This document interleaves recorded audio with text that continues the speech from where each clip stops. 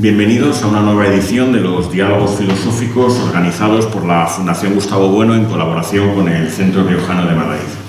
En esta ocasión, bajo el título Si Brigitte Bardot hubiera nacido en Irán, el velo y el Islam, el velo y el feminismo, el velo y el feminismo, sabía yo que algo se me escapaba. Ahora explicaremos por qué se te escapaba. Ha venido a conducir este diálogo, a hacer la primera intervención larga y luego pues someterse a las preguntas que ustedes determinen. Sharon Calderón. Sharon Calderón es licenciada en Filosofía, se ha dedicado también durante años al mundo de la comunicación, actualmente es investigadora asociada de la Fundación Gustavo Bueno y pues en los últimos años viene tratando de forma sistemática el tema del feminismo administrado. Pues Sharon, te escuchamos. ¿Está el micro encendido? Sí. Lo primero que tengo que decir es que Carlos no es que tenga mala memoria con el tema del título, es que lo fuimos cambiando en varias ocasiones. Barajamos varios títulos y de ahí el pequeño embrollo que acaba de tener, pero vamos, que la memoria de Carlos es magnífica. Eso ténganlo por hecho. Bueno, en primer lugar, claro, a mí el protocolo, como siempre digo, me obliga a agradecerle a Carlos que me permita estar aquí hoy. Me obliga, sobre todo y por encima de todo, por lo que les voy a contar ahora, a darles las gracias a ustedes que están aquí. Y, a ver, esto es como testimonio, vamos a empezar. Yo como Isabel Pantoja, hoy tengo que confesar que estoy algo cansada. Y no cansada físicamente, sino cansada de los planteamientos que se hacen en torno al feminismo administrado, tanto a favor como en contra. Con lo que se pueden imaginar que estoy, iba a decir al cabo de la calle, a lo mejor sea pretencioso, pero mucho de mi tiempo está ocupado en mirar la página del Ministerio, mirar la página del Instituto de las Mujeres, seguir determinadas cuentas en redes sociales que están relacionadas con el tema del feminismo. Vamos, quiero decir que mi día a día es el feminismo administrado, ¿no? Aunque solo sea de ojeadora, como en el fútbol, aunque solo sea de ojeadora a ver qué se dice. Pero claro, en medio se cruzan las críticas al feminismo administrado y a mí me resulta desolador. Desolador porque además esas críticas trascienden las redes sociales, llegan a los medios de comunicación, a los programas de televisión, a los programas de radio y lo dije en una ocasión y lo vuelvo a repetir.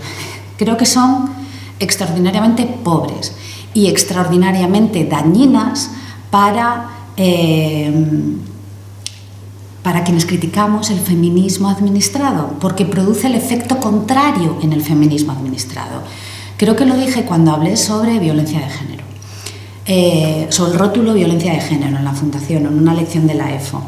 Gente muy conocida en redes sociales, las críticas al feminismo eran, y voy a volver a decirlo, aunque ya no sé si decir determinadas cosas, bueno, utilizaban palabras muy feas y muy malsonantes para referirse a las feministas administradas, y feminazi era lo más bonito que se decía de ellas, pero ¿eso qué es? Eso es un desahogo, eso no es una crítica, eso es un desahogo.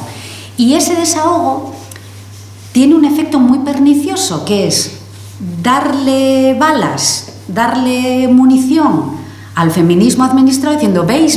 Es que nos insultan. Que ojo, que no digo que no haya que insultar de vez en cuando, ¿eh? O sea, no soy una mojigata. Si a alguien hay que llamarle imbécil, se le llama y uno se queda tan tranquilo. Aquí, paz y después gloria. Pero también hace dentro del supuesto grupo que critica el feminismo administrado que esto sea una cosa de broma. No, es que están locas. No, que no. A ver, hombre, que alguna loca habrá, pero como en cualquier otro lado, ¿no? En cualquier gremio hay gente que está un poquito más para allá que para acá. Entonces es desolador. Entonces, por un lado te encuentras esta crítica que no es crítica, que es desahogo, que es, bueno, pues venga, vamos a reírnos, un meme, una gracia, ya está, lo dejamos así. Y por otro lado está una crítica al feminismo que se nutre del propio feminismo. Es decir, el otro día, en la charla de la EFO, en la lección de la EFO de Filosofía del Tatuaje, Marcelino, que si no la han visto, por favor, véanla porque estuvo fenomenal. Aunque no les interese lo de los tatuajes, yo no llevo ninguno y la vi, debo ser de las pocas personas en el mundo que no lleva ningún tatuaje.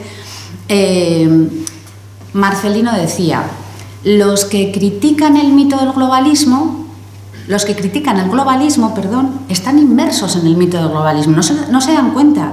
Y con muchas críticas que parecen muy sesudas porque citan mucho, muchas citas. ¿Sabes? Esto me recuerda al prólogo del Quijote, que es maravilloso. No sé si han llegado a leerlo. Es que yo lo releí hace unos meses y eso se me quedó grabado porque no lo recordaba. Cervantes cuenta cómo estaba planteándose escribir una novela de caballerías. Y claro, él decía, ¿cómo voy a escribir yo una novela de caballerías? Pues si no tengo sapiencia, ¿verdad? No tengo sabiduría, no he leído prácticamente nada, no conozco los clásicos. Y que un buen amigo llegó y le dijo, ¿pero qué más da? Tú invéntate las citas, si nadie las va a leer. Bueno, pues yo tengo la sensación, con muchos de esos sesudos libros que pretenden criticar el feminismo administrado, que están llenas de citas, que parecen muy eruditos, pero que se quedan en mucha generalidad. Y luego, insisto, están inmersos en el mito del feminismo administrado porque utilizan expresiones como feminismo hegemónico. Hombre, para referirse al feminismo administrado no puedes utilizar las mismas categorías, tendrás que salirte de ellas, porque si utilizas los mismos nombres, vamos a decirlo así, es que estás rodando dentro del feminismo administrado. Entonces, en ese sentido, estoy ya como cansada. Es que me estoy poniendo llorona un poco, pero es que se lo confieso, es que es el estado en el que estoy ahora mismo. Yo oigo cosas a favor o en contra y digo, madre mía, si es que no hay por dónde coger absolutamente nada. Y luego porque ayer hice un ensayo general de lo que voy a decir hoy. Ayer participé en un debate en una televisión autonómica en Asturias sobre el burka y el niqab, sobre la prohibición del uso en espacios públicos del burka y el niqab. Y fue un desastre total y absoluto. Todos estábamos de acuerdo, Todos estábamos de acuerdo. Pero yo las cosas que estaba oyendo allí, los motivos por los que estar en contra del uso del burka y el niqab en espacios públicos, yo decía, madre mía, pero ¿esto qué es? Decía, la libertad. Yo decía, pero vamos a ver, vamos a analizar un poquito esto de la libertad. Nada, no hubo manera. Lo único interesante, pero que estuvo fenomenal, o sea, tampoco me entiendan mal, no quiero yo criticar que allí había personas que aportaron muchísimos datos interesantísimos. Pero yo me di cuenta de que todo lo que quería decir a lo mejor no se iba a entender. Entonces ya me estoy poniendo la venda antes de la herida, lo sé, pero voy avisando para que luego no me digan, es que nos mintió. No, lo he dicho desde el principio. Y una de las cosas más interesantes fue que una de las participantes, una abogada de Oviedo, Beatriz Zapico, creo que se apellida, llevó un burka afgano y me lo puse. Dije, hombre, pues voy a ponerlo. Tampoco necesitaba ponérmelo para saber qué incómodo iba a ser.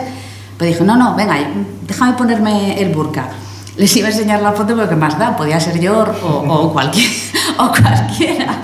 Que antes se lo estaba comentando a Carlos. Digo, fíjate si seré tonta. Cuando me dijo, espera, que te saco una foto, yo sonreí. Pero yo sonreí porque no se ve nada. Bueno, ya les digo que es tremendamente incómodo. Eso, quiero decir, no cabe en cabeza humana que eso pueda ser una prenda liberadora de absolutamente nada.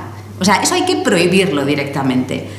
Aparte de las limitaciones físicas que te impone. Pues para subir un escalón tenías que andar haciendo así, agachándote, moviendo la parte delantera para el escalón, no tienes visión periférica de ningún tipo. Aquí te está oprimiendo la cabeza cuando lo llevas un rato puesto, porque yo me lo puse un ratito y me pasé por allí por el canal de televisión. Horroroso. Pero bueno, esto como anécdota. Vamos un poco al grano. Se pueden imaginar, espero que confíen en mí, en que cuando Carlos y yo hablamos sobre el asunto, sobre qué asunto íbamos a tratar hoy y tal, y dijimos, bueno, y salió el tema del velo y del Islam, ni él ni yo sabíamos que el 17 de febrero Vox iba a presentar en el Congreso, se iba a debatir en el Congreso, porque presentada estaba antes, la toma en consideración de la proposición de ley para la protección de la dignidad de las mujeres y seguridad ciudadana en el espacio público, que es el nombre de la proposición de ley. Claro, ni él ni yo lo sabíamos. Entonces yo me puse a preparar la intervención, pero claro, se cruzó esto como una ola, que diría Rocío Jurado, y dije, hombre, pues claro, tendremos que hablar de esto. Porque claro, ¿saben ustedes? Es que es muy interesante tener ciertas notas porque para ver el grado de sectarismo, sí, vamos a de sectarismo ideológico de algunas fuerzas políticas, y no de todas, sino de todas. La toma en consideración es un paso parlamentario para una proposición de ley que no presente el Gobierno. Si se toma en consideración, entonces se debate, se pueden presentar enmiendas, se puede enmendar, se vuelve a votar y se aprueba o no. Pero lo que se rechazó es, vamos a hablar de esto. Lo que se rechazó es la posibilidad de que pudiéramos hablar de esto, incluso la posibilidad de que pudiéramos enmendar lo que ustedes están proponiendo. Es decir, fue un no rotundo, de lleno, en la cara, como dicen ahora algunas personas, que es una expresión que odio, pero la voy a utilizar igualmente, es un zasca, ¿no? Pues no, que aquí no vengas, no queremos hablar de esto. Bueno, allí se dijeron cosas extraordinarias, fantásticas y maravillosas. Tengo aquí algunas, o creo que tenía algunas subrayadas, cosas que por otro lado se pueden ustedes imaginar, vamos, quiero decir que seguro que por la cabeza ya se les ha pasado. Se dijo, voy a pasarme la defensa, porque la defensa, pues ni fu ni fa, racistas, xenófobos, islamófobos, estoy buscando, porque tengo muchas cosas subrayadas y tampoco quiero aburrirles. Bueno, Miriam Nogueras estuvo fantástica. Miriam Nogueras, la portavoz de Juntos, estuvo fantástica, porque acabó su intervención diciendo ni burka ni Vox. Pues chica, a ver, por algún lado tendremos que salir, pero ni burka ni Vox. Una de las cosas más bonitas que se vio allí, tampoco, bueno, no voy a aburrirles con las cosas que tengo subrayadas porque van todas en la misma línea. Pero una de las cosas más fantásticas que se pudieron escuchar y ver, porque los debates parlamentarios hay que escucharlos, pero también hay que verlos. Porque ese porte con el que suben algunos diputados a la tribuna del Congreso sin saber construir una oración subordinada también tiene tela, tiene tela, no, esto hay que decirlo. Yo siempre digo lo mismo, porque los españoles no vemos o no ven, perdonen que me saque del saco, pero es que como yo los veo, porque los españoles no ven las sesiones plenarias del Congreso, sino probablemente el Congreso no estaría en pie, vamos, ya se lo digo yo, no estaría en pie. Eso, suben con un porte, ¿no? Y te dicen, ¡racista! ¡Fascista! Y tú dices, ¿pero sabrá lo que está diciendo? Pues probablemente no tiene ni puñetera idea de lo que está diciendo, pero es lo que toca decir. Y allí todas, bueno, solo subió un caballero, el portavoz del PNV, creo, a defender su posición con respecto a la toma en consideración, el resto todo mujeres, que tampoco entiendo muy bien por qué, pero ahí está la cuestión. Y todas estaban en contra del uso en espacios públicos del burka y el niqab. Y todos, absolutamente todos los parlamentarios de sus respectivos grupos políticos votaron en contra de la toma en consideración. ¿Cómo conciliamos esto? ¿Cómo es posible que haya un grupo político que presente la toma en consideración, que diga vamos a hablar de esto, no vamos a aprobar esto ahora? Todos digan no, si estamos de acuerdo que esto hay que prohibirlo, pero automáticamente voten en contra. Bueno, vamos a dejarlo ahí porque luego volveré sobre este asunto. Porque, ahora sí, en serio, digo en serio, no es que lo que haya dicho antes sea de broma, no me entiendan mal, por favor. Pero ahora sí les podemos contar por qué el título y este tema y por qué esa foto que está hecha con IA, que no sé si la han visto, es una foto original de Brigitte Bardot, a la que le pedí a la y digo, oye, ponle un velo, ponle como si fuera una mujer en Irán, y me la vistió así. Porque el pasado Día de Reyes, El País publicó un artículo de opinión de David Trueba, el 6 de enero, de David Trueba, que se titulaba Viva Bardot. Claro, Brigitte Bardot había fallecido el 28 de diciembre, hacía relativamente poco. Bueno, pues aquí no hay nada extraño, ¿no? Pues un director de cine que escribe un artículo sobre una maravillosa actriz exuberante y divina y fantástica, pues no hay nada extraño. A mí, como me gusta el cine, pues dije, pues voy a leer qué dice David Trueba de Brigitte Bardot con este título, ¿no? Brigitte Bardot. Bueno, hasta ahí todo perfecto, pero claro, llegué al final del artículo de opinión y ahí ya, o sea, fue como, dije, pero ¿esto qué es? Era entre no sé, yo creo que estaba más sorprendida que otra cosa, y les leo, ¿eh? El mundo musulmán necesita a toda costa encontrar a su Brigitte Bardot, una mujer que convierta en ridículas todas las limitaciones y tutelas que las mujeres están obligadas a padecer aún hoy. No hay más que mirar a las calles de Irán. Brigitte Bardot encarnó una revolución para el entonces mundo cerril occidental, que la tildaba de puta en cada ocasión que podía desde los altares de la corrección y cuya versión reaccionaria hoy pugna por regresar. Ahí ya dices, David. Pues esa misma revolución tendrá que encontrar una nueva versión femenina que sacuda el integrismo islámico. Nunca el sexo fue tan importante para la humanidad como ella nos ayudó a ver. Claro, yo leo esto y, bueno, entiendo que aquí, cuando habla de sexo, se está refiriendo a la acepción número 4, actividad sexual, y no a la condición orgánica masculina o femenina, que es la 1 de sexo. Yo lo entendí así, pero bueno, aquí cada uno, o conjunto de seres pertenecientes a un mismo sexo. Tengo que recordar el informe de la RAE al que nadie hizo ni caso, a pesar de que era la Real Academia Española, que dice que las palabras tienen género y los seres vivos tienen sexo. Pero que hablar de género para referirse al sexo en español, pues no tiene mucho sentido. Pero bueno, ya léanse el informe que está por ahí. Bueno, cada vez es más difícil de encontrar, eso es cierto. Bueno, claro, la primera pregunta, ¿no? Cuando leí ese último párrafo así contundente, con puta incluida, que es una cosa maravillosa, digo, vamos a ver, ¿cómo es posible una ingenuidad, un candor tal? Porque yo no puedo calificarlo de otra manera. Una inocencia que plantee seriamente la posibilidad de que hoy en Irán se dé una Brigitte Bardot.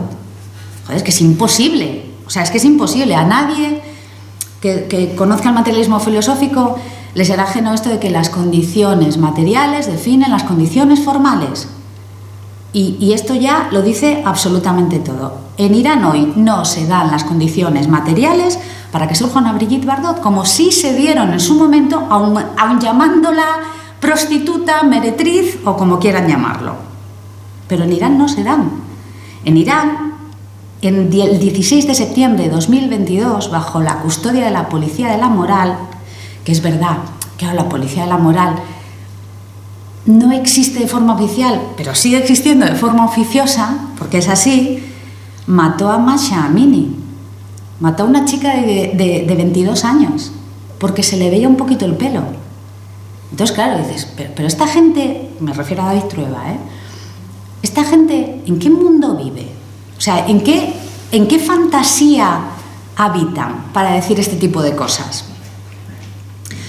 Claro, no solo esto, sino que si tú visitas la página, no sé si lo saben, pero si no lo saben se lo cuento yo.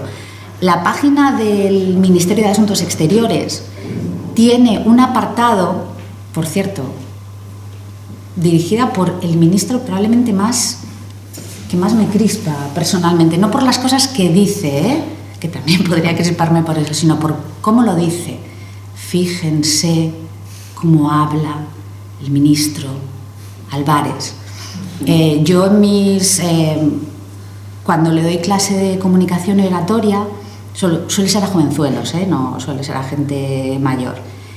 Siempre les pongo un trozo de Álvarez hablando y se lo pongo a 2x, sin que ellos sepan que está a 2x. Y parece que habla normal. Y luego se lo pongo a ritmo normal y siempre se quedan muy sorprendidos.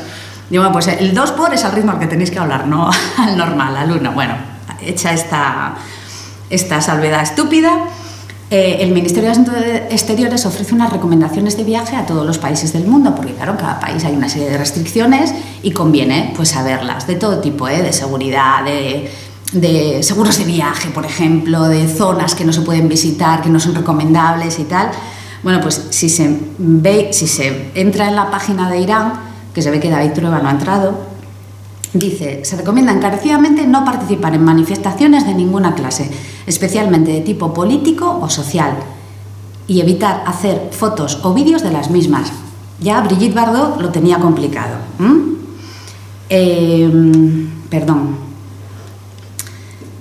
Recomendaciones generales. Debe respetarse en todo momento las leyes y costumbres locales, llevar vestimenta adecuada, no consumir alcohol ni alimentos prohibidos, cerdos o derivados, música, películas, vídeos, libros y revistas prohibidos. Claro, que son muchas restricciones ya. La homosexualidad, las relaciones prematrimoniales, el adulterio, las relaciones sexuales, atención, entre hombres no musulmanes con mujeres musulmanas están prohibidas. Vuelvo a repetirlo. Hombres no musulmanes con mujeres musulmanas. Hombres no musulmanes con mujeres musulmanas. Pero si un hombre musulmán, por lo que sea, pues le apetece estar con una mujer no musulmana, pues se ve que aquí no hay absolutamente ningún problema. La ley iraní, esto lo dice explícitamente, favorece a los hombres frente a las mujeres. Esto lo dice el Ministerio de Asuntos Exteriores, ¿eh? Y le sigo leyendo. Las mujeres y las niñas a partir de los 9 años de edad deben llevar un velo que cubra el cabello, prendas de manga larga y pantalón, falda larga, siempre que estén en público, lo que incluye también el aeropuerto, nada más aterrizar en Irán, así como todos los espacios públicos, tiendas, restaurantes y dentro de cualquier vehículo. Por encima de la ropa deberán llevar también una prenda conocida como manteu, que cubra al menos hasta los muslos. Y luego me hace mucha gracia porque dice: los hombres no pueden llevar pantalón corto. Bueno, bien está, ¿no? La compensación, el dato complementario.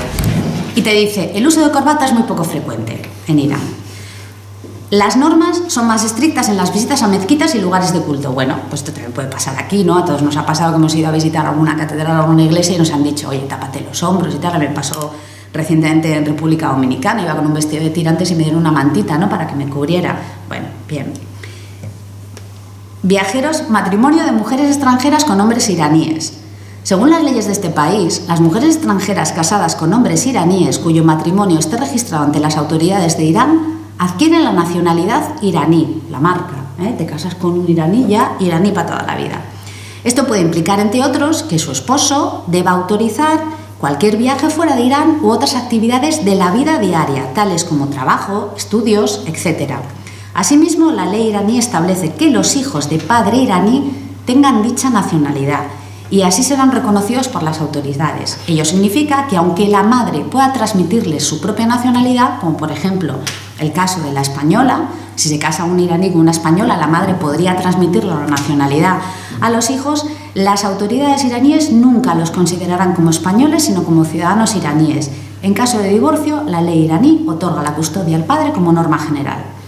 En estas condiciones, que insisto, son muy básicas, proporcionadas por el Ministerio de Asuntos Exteriores para si, por lo que sea, a alguno de nosotros se nos ocurre viajar a Irán, pero que ya son muy clarificadoras del asunto, del estado de las mujeres en Irán, ¿cómo puede decir alguien que Irán necesita una Brigitte Bardot? O sea, pero me lo está diciendo en serio, es que es imposible que surja una Brigitte Bardot. Bueno, saben ustedes que iba a decir la ex Nobel, no, porque el premio Nobel no se pierde, el anterior premio Nobel de la Paz, Narges Mohammadi, ha sido condenada hace unos meses otra vez a 7 años de cárcel. Había estado condenada y tal, y la han vuelto a condenar, por protestar y porque se le ocurrió enseñar el pelo. Claro, la cuestión que acabo de plantear me lleva de nuevo al debate parlamentario, del que hemos hablado al principio. Claro, como le digo, resultó que, iba a decir las izquierdas divagantes, no, porque también hubo partidos de derechas allí, como por ejemplo Juntos, ya saben, ni burka ni Vox, clamaban desde la tribuna que no estaban a favor del burka y el niqab, pero que en modo alguno iban a apoyar una iniciativa de Vox. ¿Por qué? Fachas. Esta es la cuestión. El debate, como les digo, fue maravilloso y fue muy revelador de la muerte cerebral en la que, iba a decir en la que estamos, o en la que están al menos en el Congreso de los Diputados, que es una muerte cerebral. Y pone muy de manifiesto, yo creo que es el mejor argumento que hay para atestiguar que el feminismo administrado es exactamente lo que parece. Es un instrumento ideológico para imponer un programa político en el que las mujeres no les importan. Las mujeres somos una herramienta, un instrumento que nos usan en función de las necesidades políticas de ese feminismo. Por eso rechazo profundamente el uso de expresiones como feminismo hegemónico. Luego verán por qué lo rechazo, allí se habló, bueno, por supuesto se habló de Trump, se habló de Lice, se habló de Franco, se habló de... que es sorprendente, oiga, por favor, que estamos debatiendo sobre la prohibición del uso del burka y el niqab en espacios públicos, pero ¿qué tiene que ver Trump aquí? ¿Qué tiene que ver Lice? ¿Qué tiene que ver Franco? Que Franco ha muerto. O sea, acabo de hacerme un momento histórico. Se habló de libertad religiosa, se habló de libertad a secas y, como les dije antes, está por ver si esta gente sabía realmente de lo que estaba hablando. Les voy a poner un ejemplo. Afroféminas, no sé si les suena. Afroféminas es una agrupación, un movimiento, la verdad que no sé muy bien cómo calificarlo, del llamado EMIC, Feminismo Intersectorial, medio de comunicación y organización antirracista y feminista negro, se definen así, Publicó un gorjeo el 18 de febrero, al día siguiente de la toma en consideración en el Congreso, y publicó lo siguiente. Bueno, ponía 3 fotos, ¿no? 3 fotos de... Bueno, tengo que decir esto, el percibido como feminismo clásico, que desde el feminismo hegemónico, como dicen otros, desde el feminismo administrado, son fachas, son señoras que están absolutamente desnortadas, que no tienen ni idea de nada. Desde ese percibido como feminismo clásico, autopercibido como feminismo clásico, se criticó y mucho, estaban a favor de la medida que presentaba Vox. Porque lo dijeron explícitamente. Y el tuit de Afroféminas iba acompañado con 3 fotos, una de Elisa Beni, otra de Paula Fraga y otra de Ángeles Álvarez, una diputada del PSOE que no sé si conocerán. Y puso: resulta fascinante y desolador ver al feminismo de salón haciendo de mamporreras de Vox con la prohibición del niqab, una medida que afecta a un porcentaje ínfimo de mujeres, y quédense con esto, un porcentaje ínfimo de mujeres en España que les sirve para sacar el carnet de liberadoras. Claro, cantidad versus calidad.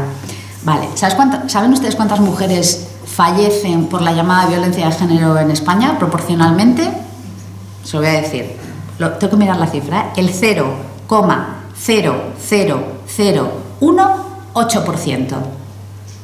Si vamos al argumento de la cantidad, como pretende hacer ver, como pretende querer Afroféminas, mañana cerramos el Ministerio de Igualdad, o como mínimo la Secretaría de Estado contra la Violencia de Género, porque es que es una cantidad muy pequeña de mujeres, es una cantidad ínfima. Voy un paso más allá. ¿Saben ustedes cuántas mujeres han nacido, que estén en España, han nacido en un país africano? El 2,5%. Con lo cual, Afroféminas también fuera. Porque total es un porcentaje ínfimo. Entonces, ¿qué hacéis trabajando? Es que es absolutamente ridículo. Están tan ensimismadas en su ideología que no se dan cuenta de las contradicciones en las que ellas mismas caen. No se dan cuenta de esas contradicciones. Ahora vamos al tema de la libertad, porque este sí que es realmente interesante, el tema de la libertad. Bueno, en el Catoblepas, en el año 2000, no tengo el año por aquí, perdón, lo he perdido, decía: la libertad de expresión, dado que es muy difícil reconocer la existencia de la libertad de pensamiento, es solo una libertad de, es decir, respeto de quien me lo impide, y la libertad real es una libertad para, es decir, una libertad material que atiende a los contenidos. Esto es la cita cervantina, lo que les dije al principio, ¿no? Para darme yo enjundia, estoy citando a bueno. Ahora me voy a ir a lo que donde realmente yo me muevo bien, que es en los vídeos, en los programas de teatro crítico. Y en el 2011 se hizo un teatro crítico titulado Ideología, Memoria e Historia, el teatro crítico número 21. Lo sé bien porque yo estaba allí. Y allí, bueno, hablando de la caída del muro de Berlín, explicó muy bien esto de la libertad. Dice, claro, querían que cayera el muro porque querían libertad. Decía, qué palabra tan sublime, ¿no? ¿Para qué querían la libertad? Dice, coño, para conducir un Mercedes querías la libertad y así ya tenías libertad para moverte. Y luego la gente dice, libertad, libertad. Y dice, no, pero mi libertad acaba donde empieza la de los demás. Como una fórmula mágica, ¿no? Como si estuvieras realmente diciendo. Y en ese teatro crítico, bueno, decía, hombre, pues entonces no tienes libertad. Porque tu libertad está constreñida por las libertades de los demás y no eres libre. Entonces, se utiliza esto de la libertad como si fuera como palabra sublime, pero que yo creo que la mayoría de la gente no tiene ni idea de lo que está diciendo. Libertad. Si es que no somos libres, caray, a ver si nos vamos entendiendo ya. Yo no puedo ir a 180 kilómetros por hora por la autopista. No puedo. No me dejan. No puedo. No puedo cortarme un brazo. No puedo. No me dejan. Yo me voy ahora mismo al hospital más cercano. Les digo, oiga, mire, quiero que me corte un brazo. Y me dicen, no, ¿por qué? No, porque quiero que me corten un brazo. Y me dicen, no se lo podemos cortar. Entonces, ¿que yo no soy libre para que me corten el brazo? Pues que es lo mismo, es que es exactamente lo mismo. Y pongo el ejemplo de cortarse el brazo a propósito del tema de lo trans, para que vean que no me he vuelto loca con lo de cortarse un brazo.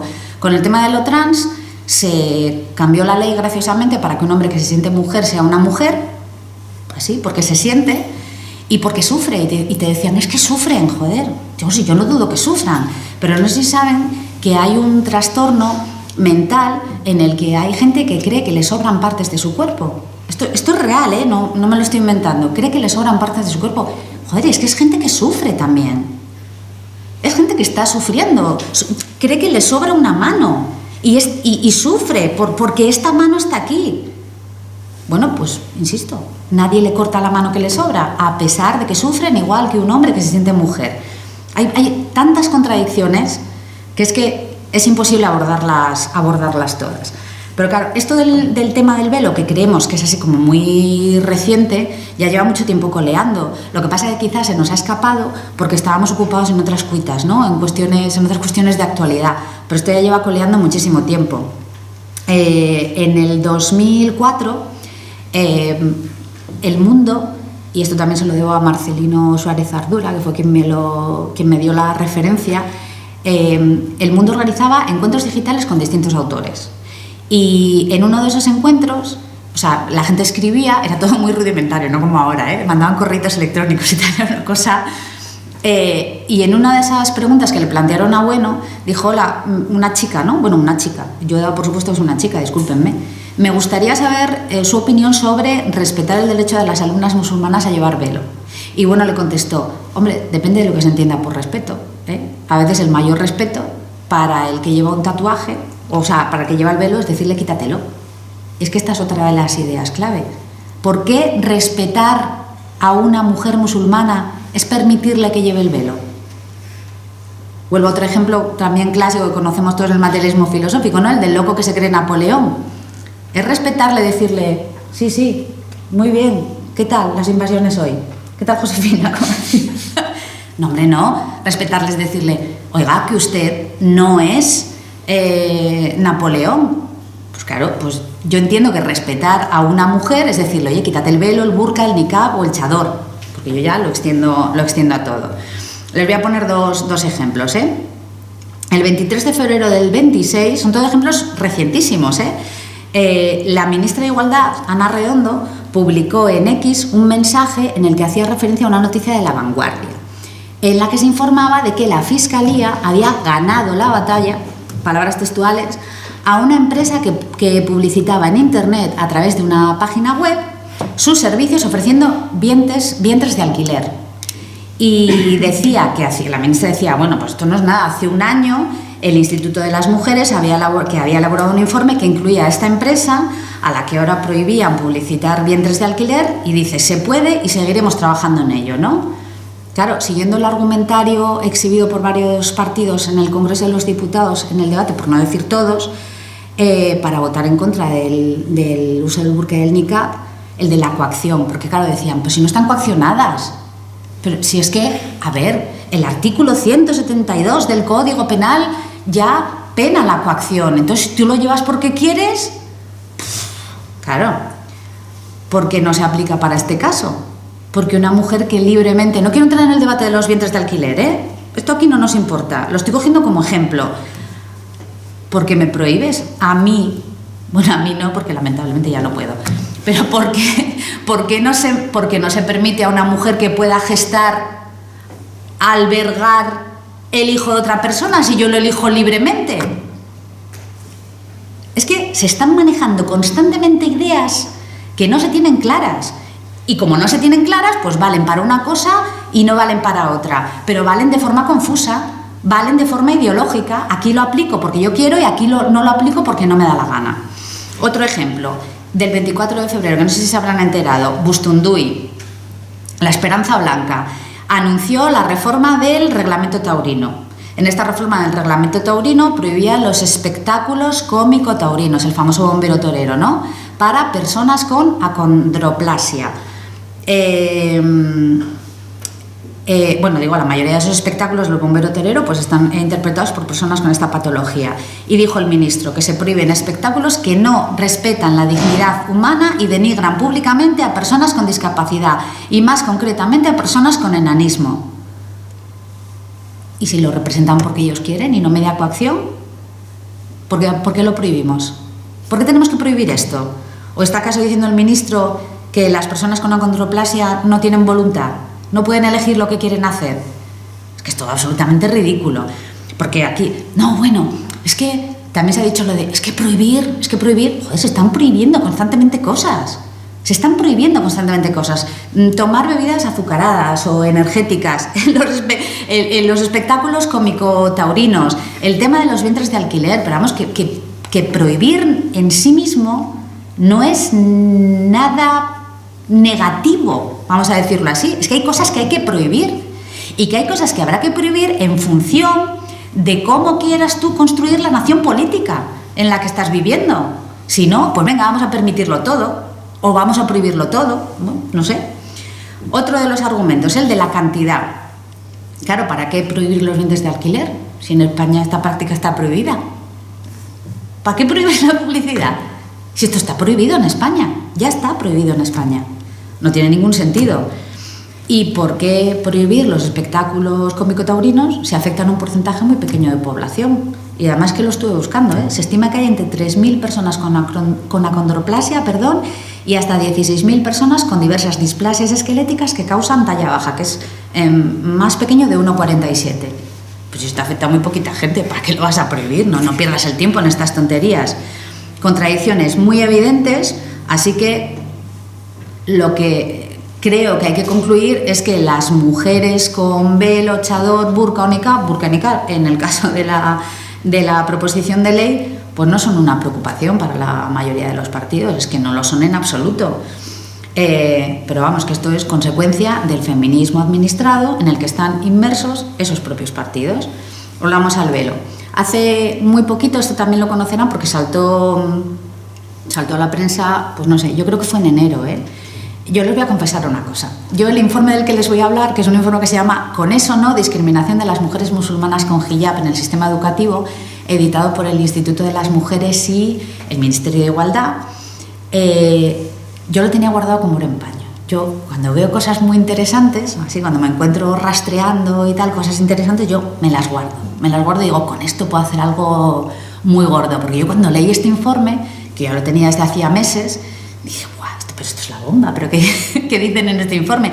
Y yo lo tenía guardado como para soltarlo aquí a modo de efecto dramático.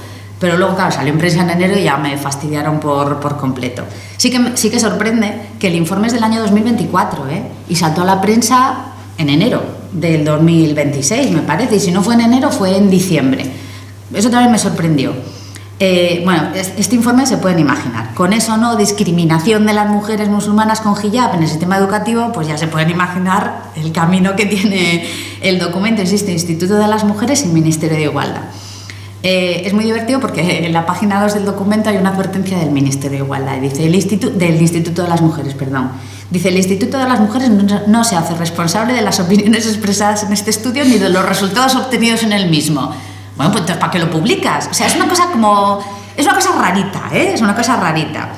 A ver, el estudio es en realidad un proyecto de investigación que si entran en la página del GRAIS, que es el grupo de trabajo, allí aparece documentado, del grupo de análisis sobre Islam en Europa, GRAIS. Aunque si entras en la página del GRAIS, el nombre es el grupo de análisis sobre Islam en Europa, es el que aparece en el documento, pero el nombre que aparece en la página del GRAIS es Grupo de Análisis sobre Islam y Culturas Árabo-Islámicas en Contextos Transnacionales. Ahí es nada. Y es que hay cosas ya que las lees y por las palabras que usan dicen, buah, esto va a ser gloria bendita, como dice una amiga mía, ¿no? Esto va a ser gloria bendita. Pertenece a la Universidad Complutense de Madrid y el estudio que luego se transformó, el proyecto de investigación que luego se transformó en el documento del Instituto de las Mujeres lleva por título Alumnas musulmanas con hijab en la educación pública no universitaria, un análisis cualitativo sobre discriminación. Bueno, obviamente está editado y financiado, financiado. No he conseguido encontrar la cantidad de dinero que se ha invertido en esto y lo estuve buscando con esmero, pero no conseguí encontrarlo.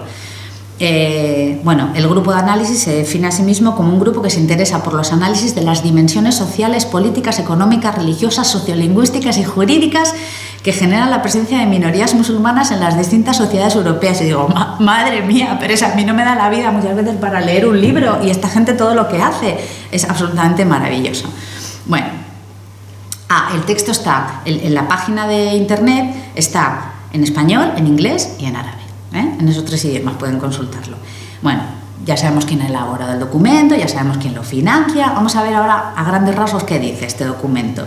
El documento consta de una presentación, 26 entrevistas a alumnas de secundaria musulmanas que llevan hijab, las hijabis. Curiosamente estas entrevistas son anónimas. Es que todo te lleva absolutamente a la misma conclusión. Claro, como no van a ser anónimas, si es que las acosan y las discriminan, ¿cómo no van a ser anónimas? Es un poco el rollo de... Bueno, somos pocos, no me van a permitir que sea un poco más relajada en la forma de expresarme.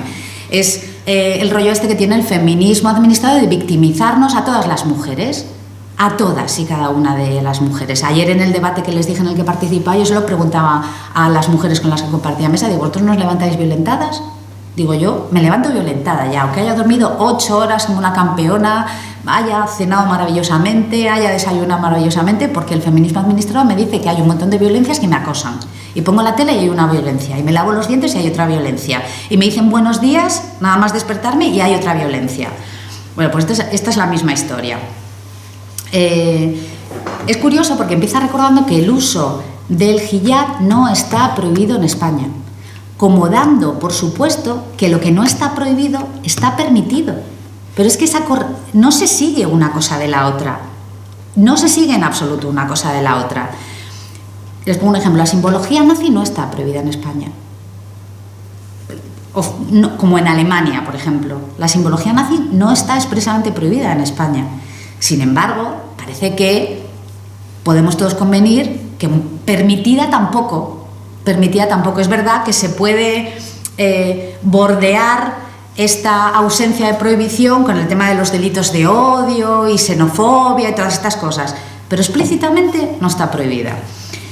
En este documento se relaciona de forma muy burda y además de parte, obviamente por las cosas que ya les he ido contando, la prohibición del hijab en espacios públicos con la islamofobia, que es otra de las trampas que se utilizaron, o trampas argumentales. Es que si digo trampas argumentales estoy ennobleciendo a quien dijo estas tonterías, porque no creo que nadie pueda caer en esta estúpida trampa. Y aquí quiero volver a recordar algo que dijo una en el año 2004, cuando le preguntaba una cándida también, le decía, en otro encuentro digital, como el del que les he hablado, le decía, bueno, don Gustavo, ¿es posible una reconciliación entre el Islam y el cristianismo? Y Gustavo Bueno respondió, bueno, yo solo veo 3 caminos. 1, que los musulmanes se conviertan al cristianismo, que los cristianos se conviertan al Islam, y el tercero, todos ateos. Mire, que aquí no hay reconciliación posible. A ver si nos empezamos a dar cuenta ya de una vez. O sea, que estamos con el tema del diálogo, estamos con el tema de la tolerancia. En un artículo que publicó en esta ocasión Gustavo Bueno Sánchez en el año 2006, lo decía, dice, la tolerancia es el invento, o el respeto, el diálogo, la tolerancia es lo que nos hemos inventado para soportar determinados grupos, ojo, pequeños, que podemos tolerar, pues yo qué sé, gente que crea en Rael, ¿verdad? O los cienciólogos que se crean que Ron L. Hubbard es la leche y todas estas cosas, para mantener la eutaxia, pero que no nos pasemos con esto, no lo mitifiquemos, no nos creamos que es la bomba. Y vamos, a mí esta respuesta de Bueno pues me parece fantástica, es la que habría que decirle a todo el mundo, dejaos de diálogo porque no va por ahí la cosa. Voy a terminar ya, Frecuentemente se ha querido reducir esto, y voy con lo de la islamofobia, esta cuestión a un asunto exclusivamente religioso, como si esto estuviera desconectado del resto, como si la religión fuese una cuestión privada, como se dice muchas veces, y no implicase una determinada organización social. Pues claro que la implica, pero vamos a ver, ¿es que nos hemos vuelto tontos o qué? Y esta es la cuestión, que esas organizaciones se dan en estados. Esas organizaciones se dan en estados. Y la obligación de España es mantenerse e impedir que otras organizaciones sociales crezcan lo suficiente como para que se desmonte España. Y no pasa nada, porque aquí a mí, y esto lo he discutido con amigos y tal, y claro, me dicen, es que tú eres inmovilista, tú eres inmovilista y tú quieres una España eterna. Digo, no hombre, no, yo no quiero una España eterna, pero quiero impedir todo lo que pueda que España cambie. España puede cambiar, claro que puede cambiar y debe cambiar. Pero, hombre, yo no voy a hacer que cambie en la dirección en la que quiere el de al lado, que es contraria a la mía. Yo tendré que trabajar todo lo que pueda para que España, si tiene que cambiar, cambie en la dirección que yo quiero. Claro, y esto era a propósito del tema de la inmigración y todas estas cuestiones. No, hombre, es que tienen que llegar, entonces tendremos que aceptar que impongan su cultura. Bueno, lo aceptarás tú, yo no lo pienso aceptar. Digo, porque eso implicará que con las tasas de natalidad que hay, pues dentro, yo ya no lo veré, seguramente, pero a lo mejor dentro de 80 o no, seguramente no, dentro de 80 años no estoy viva, vamos, soy súper optimista, estoy siendo muy optimista. Dentro de 80 o 90 años, como España, como va a cambiar, ¿verdad? Pues ¿qué le vamos a hacer? Pues entonces no hagamos nada, sigamos esperando, pues las hijas de mis nietos pues lleven burka y niqab y no pasa nada. ¿Qué vamos a hacer? Si es que como España va a cambiar, bueno, pues esto es así. Claro, lo que estamos haciendo en muchas ocasiones, y con esto de no prohibir el burka y el niqab, es pegarnos un tiro en el pie. Es que es pegarnos un tiro en el pie. Primero, porque estamos diciendo que o no tenemos claro qué es lo que queremos para las mujeres españolas. Digo a las mujeres españolas, entiéndanme, porque son a las que le afecta el uso del burka y el niqab. Y porque yo creo que no nos damos cuenta de a lo que nos estamos enfrentando. Caray, que es que el Islam es proselitista. Que un buen musulmán tiene la obligación de predicar la palabra del profeta. Tiene esa obligación. No es gente que, bueno, hombre, pues tú eres del Barça, yo soy del Madrid, pues ¿qué le vamos a hacer? Que no es así. O sea, que quieren convertir a cuanta más gente mejor, que bien está, pero claro, estará en nuestra mano decir, no, tú a mí no me conviertes. Pero bueno, hay un libro, también de estos que tenía yo guardado como un empaño, que se titula ¿Por qué el Islam? Mi vida como mujer europea y musulmana. Está escrito por Natalia Figueras, puede ser, perdón, soy fatal para los nombres, pero bueno, si lo buscan por el título lo van a encontrar. Entonces la historia de una periodista, ahora que me estoy dando cuenta también del Mundo, parece que el Mundo me paga algo, no estoy subvencionada por el Mundo, que se convirtió al Islam. Y, bueno, el libro es el libro es proselitismo en vena, o sea, qué bien, qué bueno es el Islam, porque las mujeres en el Islam no estamos de ninguna manera cohibidas, hacemos lo que queremos, el profeta es maravilloso, bla, bla. Bueno, el libro es interesante leerlo, ¿eh? Claro, y en un momento dado, bueno, dice muchas cosas interesantes, pero en un momento dado dice, es que la gente le tiene miedo al Islam. Que este también es un argumento que se usa mucho, ¿eh? No, yo no le tengo miedo, yo es que no, sencillamente no lo quiero, o sea, no me da la gana. Pero esto no es miedo, no querer algo no es... porque sé perfectamente lo que quiero, por eso no lo quiero, porque como sé perfectamente lo que quiero, no quiero lo que me vaya... Y además ya sé lo que me vas a ofrecer. Y dice, pero vamos a ver, ¿qué problema hay por rezar en la calle? Es que a la gente, cuando ve a 15, 20 personas rezando en la calle, pues se asusta. Entonces, claro, pero rezar es bueno. Dice que yo, por ejemplo, cuando he ido a países musulmanes, la verdad que me ha parecido una cosa muy bonita ver a 20, 30 personas rezando juntas en la calle, en dirección a la Meca. Entonces, claro, tú te quedas así como diciendo, ¿qué me está diciendo esta tía? Honestamente, o sea, ¿qué me está diciendo esta tía? ¿Tú quieres rezar en la calle? Me parece fantástico. Pides los permisos pertinentes en tu ayuntamiento y si te los dan, pues fantástico. Y si no te los dan, te aguantas. Claro, automáticamente te dicen, ¿y la Semana Santa? ¿Y la Semana Santa? Madre mía, o no han visitado nunca un ayuntamiento o no han estado nunca en la organización de cualquier procesión de Semana Santa. Porque hay hasta planes de la policía municipal. Planes de la municipalidad, pero ¿usted qué se cree? ¿Que se saca un paso sin los permisos debidos? Pero ellos, como son buenos, pues nada, pues nos juntamos 25 y nos ponemos a rezar por cierto, todo tíos, también esto hay que decirlo, nos ponemos 25 a rezar en dirección a la Meca, pues si no hacemos nada, ¿verdad? Si somos buena gente, no, es que no lo podéis hacer, lo hagáis bien o lo hagáis mal. Voy al documento, que me estoy yendo por los cerros de Úbeda. El documento da un pasito más en este análisis, ya te ha puesto la cabeza loca, ¿no? De, joder, es que las discriminan, les hacen bullying, que es una palabra que no me gusta nada, porque es un anglicismo innecesario, pero bueno, les hacen bullying, tal, no sé qué, sufren mucho. Y da un pasito más, yo digo, hacia el precipicio directamente, cuando habla de islamofobia de género. Ya no es solo islamofobia, es islamofobia de género. Hombre, claro, porque las que pues se ponen el velo son ellas. Ellos no van a tener... Si en el caso de que hubiera islamofobia, no iba a ser para ellos, iba a ser para ellas, pues son las que se tienen que poner el velo. Y dice, porque el velo es percibido como una herramienta de sumisión. A ver, percibido, como si fuera así una cosa como de pasada. Entonces, claro, ¿qué se quitaron las mujeres en Irán? En las revueltas. Pregunto, ¿se quitaron los guantes? ¿Se quitaron los calcetines? No, caray, se quitaron el velo. Por algo sería, ¿no? O porque coincidió, que como es lo que más cerca a lo mejor está... No, hombre, no. Se quitaron el velo porque el velo es un símbolo de sumisión, claro y evidente. Insisto, sumisión que tú aceptarás o no. Pero es que a mí eso me da lo mismo.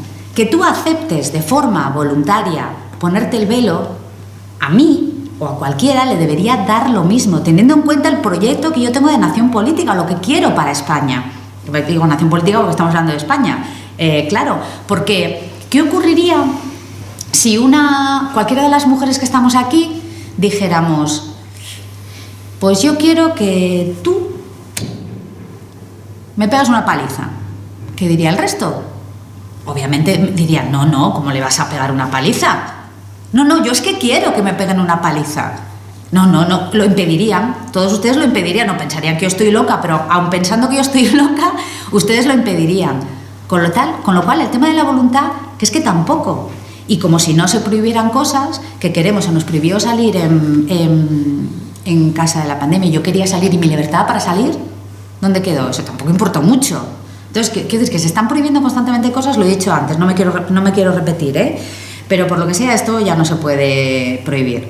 El documento también se hace eco, y esto es muy interesante, de los enfrentamientos entre estas distintas corrientes feministas, porque se habla de feminismo, esto ya lo he dicho también, como si todo fuera un modo, un grupo homogéneo en el que, bueno, hay discrepancias, pero son discrepancias cordiales, ¿verdad? Amiga, no te preocupes, no, sí, a matar porque cada corriente va por un sitio distinto. Y atención, habla de feminismo salvacionista de corte ilustrado, feminismo blanco selectivo, feminismo blanco hegemónico, feminismo islámico, feminismo antirracista, feminismo anticapitalista, feminismo y feminismo colonial. Estos son todos los feminismos que yo he encontrado en el documento. Adivinen cuál de estos feminismos que les he mencionado es el bueno, según el texto. El islámico, claro. El feminismo islámico. Es que esto nos pasa porque en realidad el feminismo que se vende desde determinadas corrientes no es el bueno es el islámico. Casualmente el feminismo que te dice que te tienes que tapar o que tápate si quieres, pues no. Claro, me van a decir, sí, sé que me lo van a decir, y si no, a lo mejor lo piensan, no me lo dicen porque son muy educados. Lo que he dicho un poco antes, ¿no? Verán que mencionaba 2 veces el rótulo feminismo hegemónico y que yo soy parte. Pero es que este rótulo hay que desterrarlo, en serio. Este rótulo te mete de lleno en el feminismo administrado. Es que no estás saliendo del mito del feminismo administrado, estás dentro. Y yo he leído textos, libros y escuchado a supuestas mentes sublimes. Hoy he pensado mucho las palabras, no era lo primero que iba a decir, mentes sublimes, se lo pueden imaginar, hablando de, es que el feminismo hegemónico, que van contra el feminismo administrado, supuestamente, dice, es que el feminismo hegemónico, que no te estás dando cuenta de lo que haces, que estás inmerso o inmersa o inmerse en el mito del feminismo administrado, que hay que empezar a usar feminismo administrado. Claro, digo, lo que les decía antes, que me vas a decir tú, ¿no? Que lo pariste tú, en cierto modo, que tampoco lo parí yo, que saben que es una cosa adaptada de el rótulo filosofía administrada de bueno, pero vale, este documento ya no voy a decir más, se puede consultar, porque este es público y tal, y si buscan cualquier noticia, pues ya o van al Instituto de las Mujeres y allí lo pueden encontrar. Vale, ya hemos dado un repaso a lo más actual, a todo lo que ha pasado últimamente, ya he puesto así un poco las bases de una forma un poco chusca, lo sé, perdónenme, pero claro, ahora la pregunta, que también fue uno de los inicios de la charla, es, joder, ¿y por qué se tolera esto?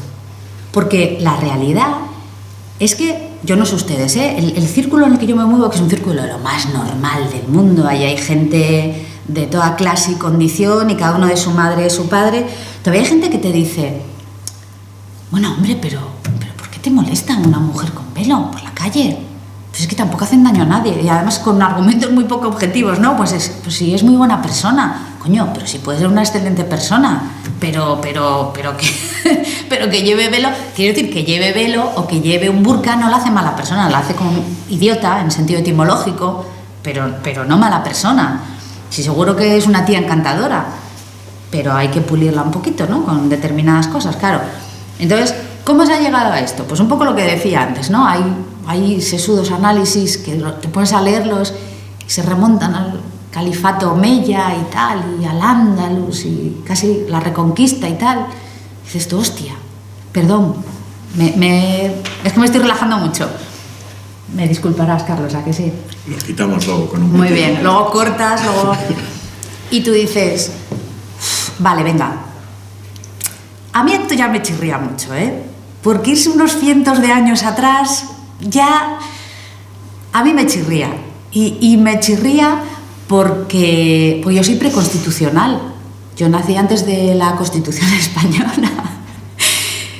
Y yo recuerdo que no había esta tolerancia con el tema del velo en España cuando yo era jovenzuela. No la había en absoluto, en absoluto.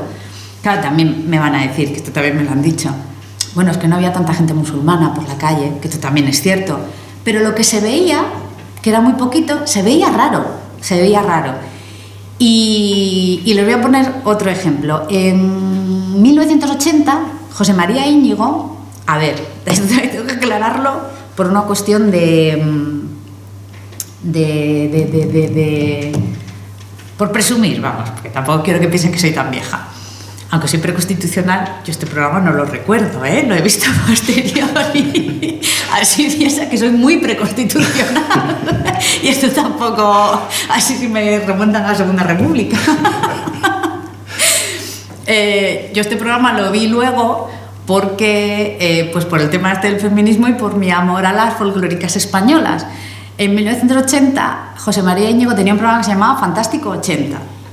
Este programa incluía actuaciones musicales, que por cierto el programa del que les voy a hablar comienza con Rocío Jurado cantando Señora. Señora, qué canción, o sea, qué letra, para que luego digan, no, es que estábamos todas muy oprimidas y tal. Bueno, hombre, a lo mejor tan oprimidas, no estabais.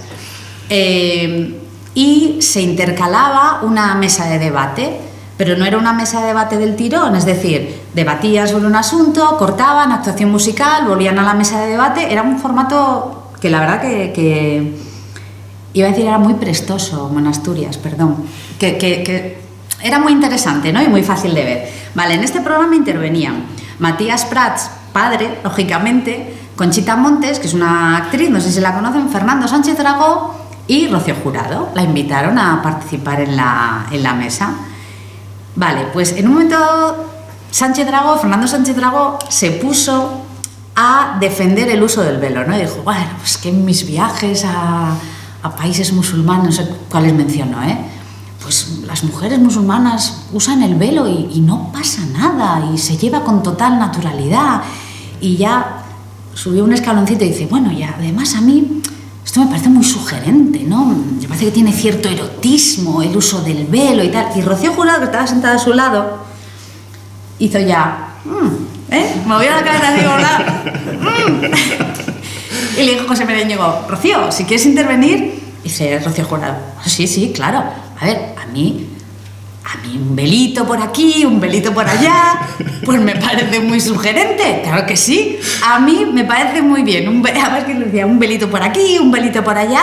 Dice, pero cuando yo me lo quiera poner y no cuando me digan que me lo pongan. Entonces ya está, se zanjó el debate. Y además que fue muy divertido porque dijo eso y dijo, me voy a cantar. Y se levantó y se fue a la segunda actuación. Pues se zanjó el debate. Claro, en el momento en el que se emitió este programa, que insisto que es 1980, la opinión mayoritaria era la de Rocío Jurado y no la de Fernando Sánchez Dragó. El que dijo una excentricidad fue Fernando Sánchez Dragó, no Rocío Jurado. La mayoría de la gente estaba con Rocío Jurado. No, ¿qué me va a poner usted a mí un velo? Ya me lo pondré yo si me da la gana, pero para otros asuntos, ¿no? Diciendo, no, estoy de acuerdo contigo en lo de sugerente y erótico, festivo, pero ya está.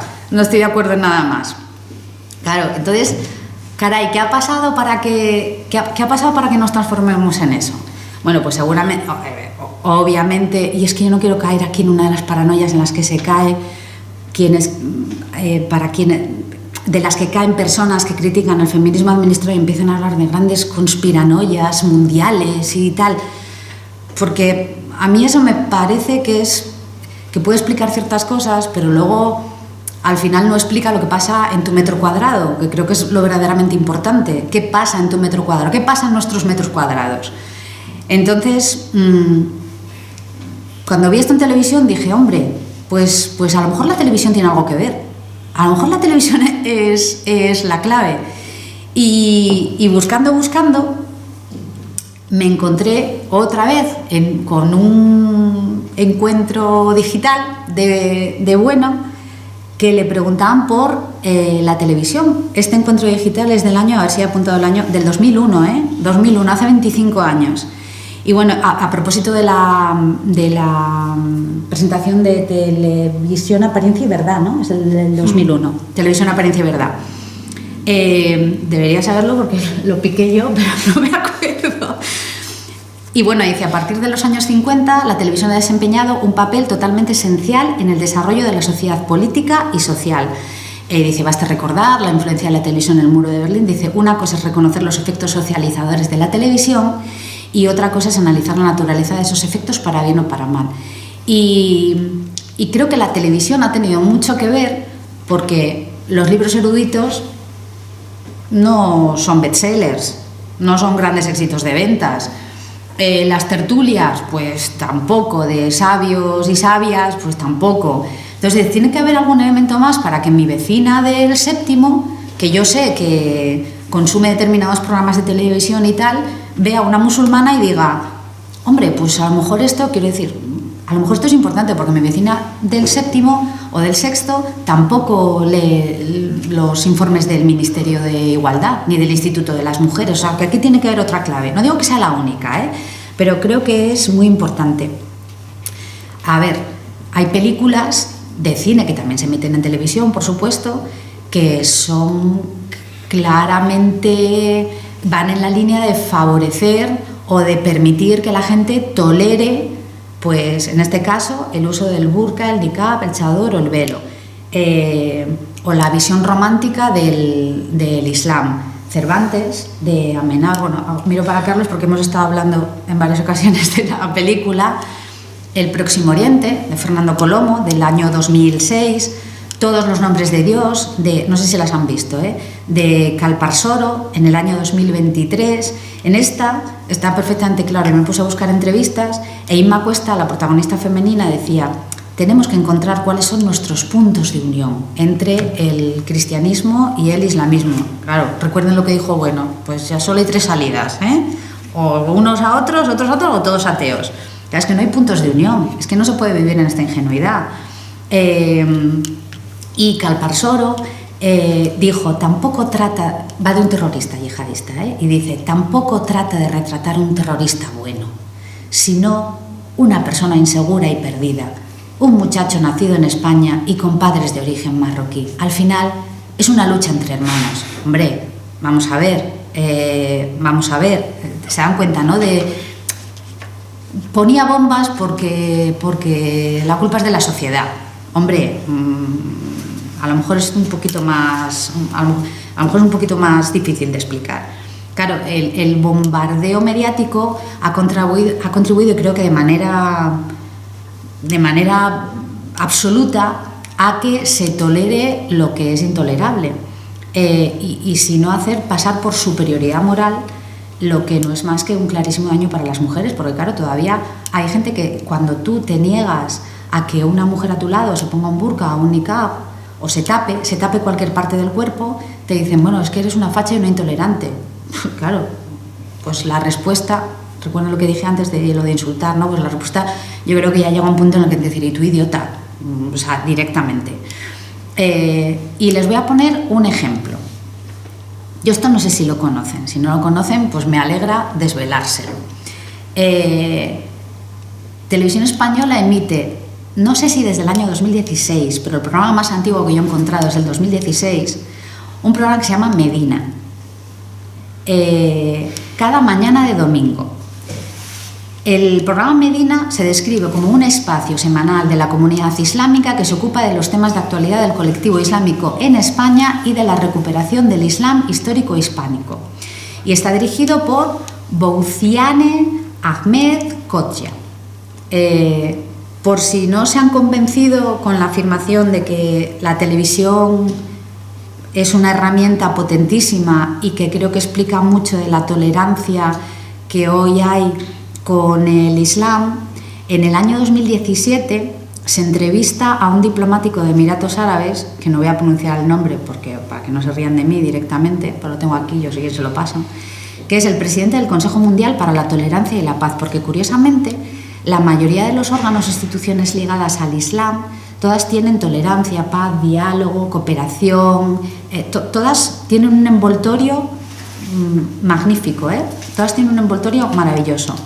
Y este diplomático dijo, nuestros objetivos principales incluyen atraer a los diversos autores a través de un enfoque científico-pacífico, ojo, utilizando el poder de la influencia blanda, el soft power, a través de la comunicación. O sea, es evidente que esa es la vía de entrada, a lo mejor no para un público minoritario seguramente no, pero para la mayoría de la gente esa es la vía de entrada de cierta tolerancia con prácticas que en España son intolerables o deberían ser intolerables. Hay un programa les voy a contar algunas anécdotas de algunos programas. Hay uno que titularon Matrimonio mixto en el Islam, y yo no los he visto todos, les confieso que todavía me quedan algunos, pero los que he visto, que son así los que tenían un título más interesante, matrimonio mixto en el Islam, y te presentan a un matrimonio ya talludito, se habían casado hace unos pocos años, que dices, mira qué bonito, que todavía se puede encontrar el amor a determinada edad. Matrimonio mixto en el Islam, ella es una periodista de la televisión argelina y él un español. Voy a volver a repetir el título del programa, matrimonio mixto en el Islam. Muy occidentales ellos, o sea, muy bien, cómo te quieres, cómo os conocisteis y tal. La verdad que es un programa que decía, a mí que me importa cómo se conocieron, a ver, ¿qué me tienes que contar del matrimonio mixto? Claro, que no hay matrimonio mixto, que él se tuvo que convertir para poder casarse con ella. Entonces, eso no es matrimonio mixto, eso es una falacia. Eso sí que es una trampa argumental. Pero ¿qué matrimonio mixto ni qué mis narices? Perdón por el ímpetu. Pero es que claro, si tú te quedas con eso, a lo mejor te puedes creer que hay matrimonios mixtos, que no hay matrimonios mixtos, que él se tuvo que convertir al Islam para poder casarse con ella. Les voy a leer algunos de los programas, que sean en los títulos. Máster en pluralismo religioso. Soy empresaria y emprendedora. Es un programa para decirte, mira, las mujeres musulmanas también podemos emprender y somos empresarias. Pues si nadie está diciendo lo contrario. Y seguramente podéis hacer un montón de cosas. Lo que pasa es que a otras muchas nos dejan hacerlas. Esta es la cuestión. Bueno, hay uno muy interesante, dos muy interesantes que tienen que ver con el tema de la educación islámica en España.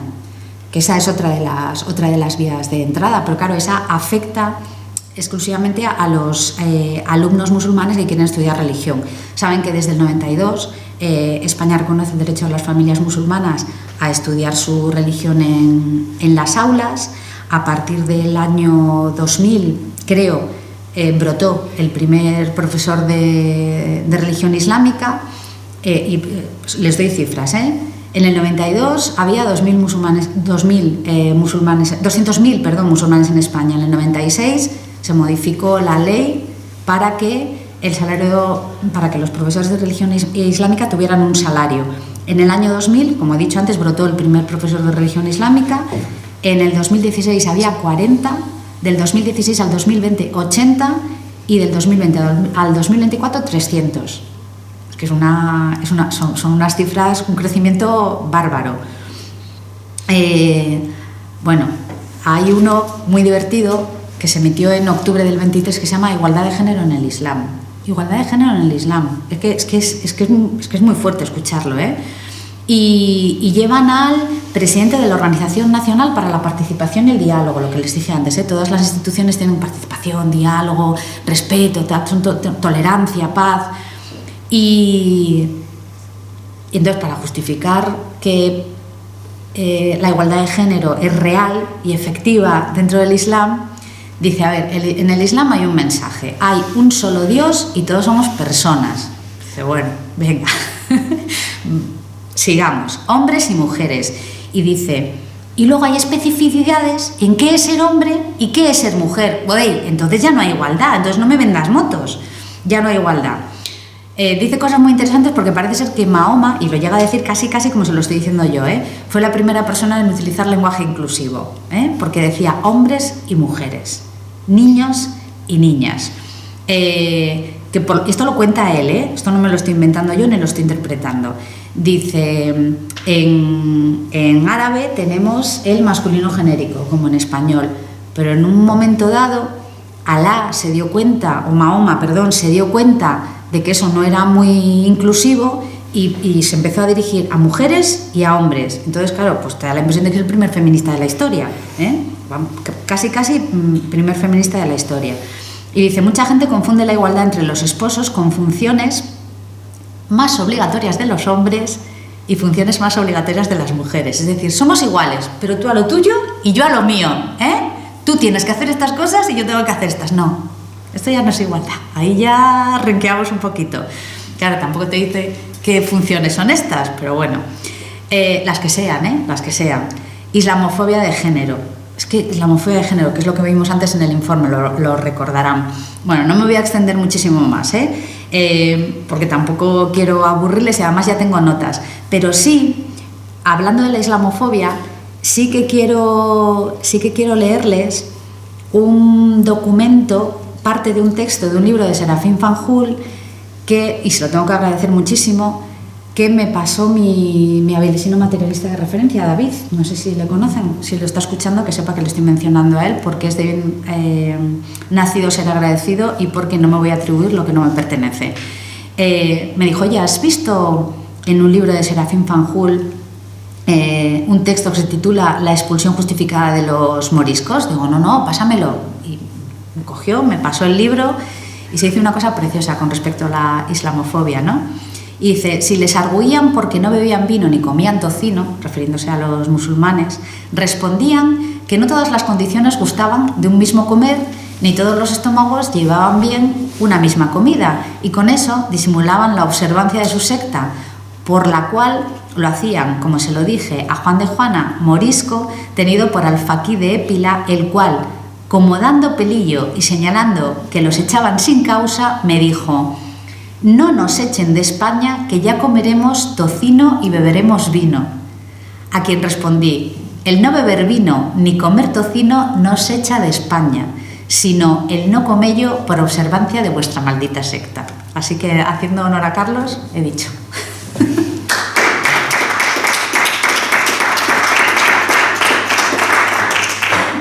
Bueno, Sharon, pues muy bien. Voy a hacerte un comentario y una pregunta, ¿no? Y luego ya abrimos al público. Tengo que decir que al recordar lo del pañuelo me ha venido a la mente de mi memoria biográfica la primera vez que yo fui consciente del problema de la cuestión del velo, ¿no? Y fue en una visita hace ya, debía tener yo pues 20, 22 años al Museo de Antropología, aquí en Madrid. Hacían visitas como a las partes culturales, y era la parte del Islam, ¿no? Entonces, pues eran propios musulmanes los que lo enseñaban, ¿no? Y entonces estábamos allí, pues desde musulmanes, señoras, y digo señoras porque eran señoras jubiladas, ¿no? Y algún espontáneo más, ¿no? Que estábamos por ahí. Entonces, cuando salió el tema del velo, fue muy interesante porque el guía, que era musulmán, pues bueno, en nuestra religión así muy suave, ¿no? Pero las que más lo defendieron fueron curiosamente las señoras jubiladas, ¿no? Diciendo que claro, ellas habían estado en Marruecos, pues en Marrakech, el típico viaje del inserso, ¿no? Y entonces pues habían vuelto pues impactados, ¿no? Y el argumento que dieron es sorprendente porque es el mismo que Sánchez de Agó. Se giró y mirándonos a los que éramos los jóvenes nos dijo: con lo erótico que es el velo, ¿eh? Y claro, yo quedé alucinado, porque claro, en aquel momento no te das cuenta, pero ahora que lo has dicho, lo de Agó era el mismo argumento, ¿no? El caso es que, claro, luego años después lees Sumisión de Michel Houellebecq, y es muy, muy curioso porque Houellebecq la visión que da es totalmente la contraria, de erótico nada, ¿no? Llega un momento en que con ese toque ácido e irónico dice que el personaje protagonista no va viendo cómo París se va llenando de mujeres que llevan el burka, ¿no? Y claro, como ya no le ves pues los pantalones vaqueros ceñidos, pues eso hace que los hombres estén tremendamente relajados, ¿no? Y se soluciona el problema pues de la violencia de género y tal, ¿no? No, claro. Entonces, claro, con la acidez esta que tiene Houellebecq, ¿no? Él lo plantea así en Sumisión, ¿no?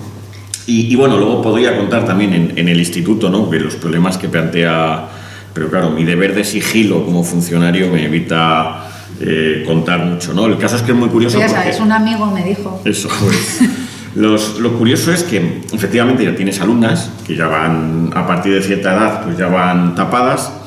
Y claro, aquí hay una cuestión curiosísima, ¿no? Porque a los chicos españoles, e incluso a los que son de procedencia hispanoamericana, pues no les deja llevar gorra, ¿no? Y entonces y les ves por el pasillo y estás obligado a decirles: quítate la gorra, ¿no? Y sin embargo a ellas no puedes decirles nada, ¿no? Y luego llega el examen y les tienes que decir, incluso a las chicas, que se recojan el pelo. Porque ahora mismo sabemos que para copiar es muy típico los audífonos que se ponen, y entonces tienes que pasar ahí mirando a ver si... Y entonces, claro, a ellas no se les dice nada. ¿Quién te dice que no va con el audífono puesto, ¿no? Entonces ahí hay una serie de contradicciones totales. Claro, deja de contarte que en el informe se recoge el momento violento, o supuestamente... Bueno, no, claro, ellas estarán violentadas porque en algunos exámenes profesores les han pedido que se echen hacia atrás el hijab para ver si llevan audífonos, lógicamente, ¿no? O si llevan algún tipo de material que permita copiar. Entonces, que eso es violentísimo para ellas, bueno, pues... Nosotros lo que hacemos es que generalmente esa labor se la encargamos a profesoras. Sí.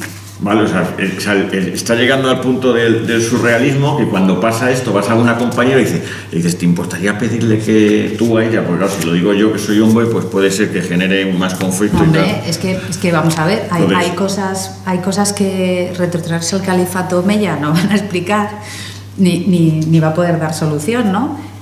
Por ejemplo, las consultas ginecológicas. O sea, si una mujer con burka o niqab va al ginecólogo, lo más probable, o sea, primero, que sea una mujer quien la atienda. Si tiene que ser un hombre, dependiendo de la secta en la que esté, deberá estar un pariente cercano, si no su marido, controlando el asunto. Además es muy divertido porque si te pones a buscar, dice, no la debe mirar de forma lasciva. A ver, estás yendo al ginecólogo, hija, o sea, tampoco... Y solo te piden que solo muestres aquello que debes mostrar y nada más. Es decir, pues tú puedes llegar al ginecólogo y el ginecólogo te dice, bueno, pues venga, ponte aquí, vamos a hacerte lo que sea. Pues tú te quitas la chaqueta, ¿no? Te pones cómoda, porque ya la situación, no sé si saben cómo se tienen que poner las mujeres, es un poco ya incómoda.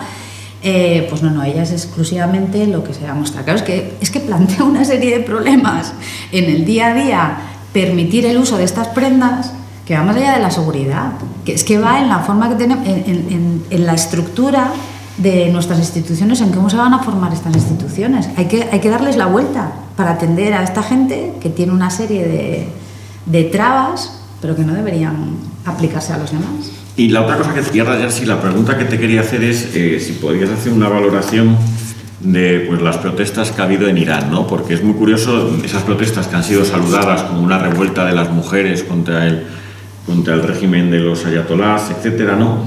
Y que ya parece como que se han ido apagando y donde a uno le queda la sensación, no sé cómo lo verás tú, de que esto ha tenido más que ver con la geopolítica que con cuestiones que seguramente pues, el avispero lo ha agitado Estados Unidos para intentar conseguir algún tipo de negociación que no sabemos preferente, como sucedió en Ucrania, y que a día de hoy, una vez Estados Unidos ha conseguido esa situación, pues las cuestiones de la paz social en Irán, pues más o menos ha vuelto al orden, ¿no? ¿Cómo lo veías tú? Bueno, el origen de las revueltas, hay que recordar que no fueron los derechos de las mujeres, porque la gente no tenía para comer, o sea, directamente, a ver si se nos está yendo un poco la cabeza, no era. Pero sí que es verdad que se aprovechó para que algunas mujeres, no todas, porque hay una famosa foto en la que se ve a una mujer quitándose el velo, fumando, parece ser que esa foto está hecha en Canadá, en realidad. El papel sí, es lo que tú dices, ¿no? Pues, a ver, también era hasta cierto punto lógico pensar que eso no iba a llegar a nada. ¿Cuántos muertos ha habido? ¿Cuántos fallecidos ha habido en esas revueltas? Os he leído antes el tema de las manifestaciones y las protestas en Irán, es decir, no se andan con sí, chorradas, otra palabra, no se andan con tonterías.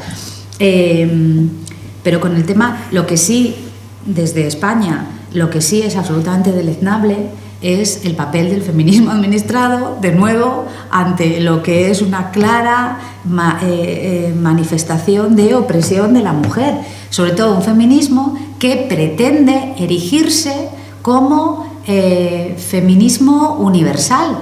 El feminismo administrado pretende sustituir la lucha de clases por la lucha de sexos, eso ya lo tenemos todos más o menos claro, pero es que el Ministerio de Igualdad ha promovido ya, no está promoviendo, ha promovido ya con reunión en la ONU, con mucha gente hablando allí y tal, de muchas nacionalidades, hablando en inglés todos, por supuesto, una alianza internacional feminista. Esto es un proyecto que ya, además, impulsado por España, la Alianza Internacional Feminista. Hombre, pues si creas una Alianza Internacional Feminista, lo mínimo que tienes que hacer, desde tus presupuestos, lo mínimo que tienes que hacer es ir a desembarcar a Irán, ¿no? Para defender a tus camaradas. Pero no, en España se hacen cosas tan exóticas que yo supongo que los ayatolás estarán muertos de miedo, como los talibanes en Afganistán, grabarse y cortarse un mechoncito de pelo, ¿eh? No sé si vieron ustedes el vídeo, apoyando a las mujeres en Afganistán, y salían todas muy serias, porque tienes que salir muy seria. Y te cortabas un mechoncito de pelo. Dije, hombre, pues con esto solucionado, lo de las mujeres en Afganistán. Digo, vamos, ¿cómo no se va a solucionar?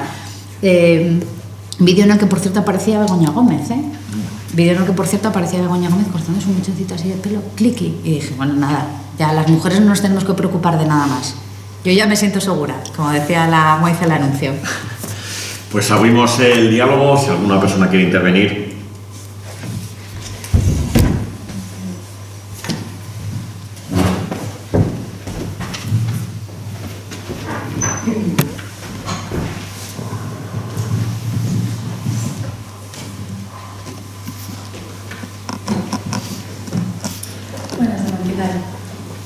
Bueno, yo te iba a tutear.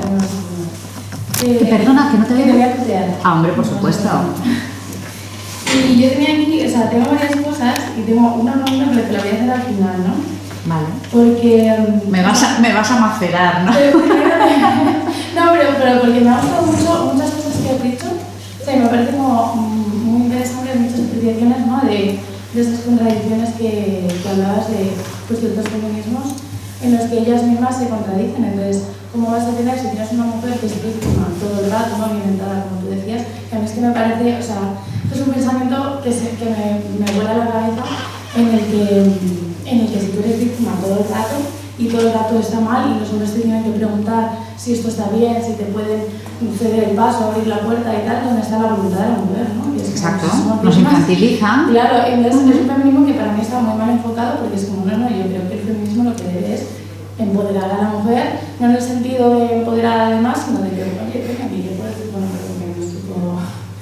de que yo puedo decidir y que yo, o sea, yo soy la que tiene que decir que no, yo soy la que tengo que hacer tal, yo soy la que tiene que dar, ¿no?, ese paso, ¿no? Entonces a mí ya me parece que hay una contradicción como en ciertos feminismos, ¿no? Y... a ver...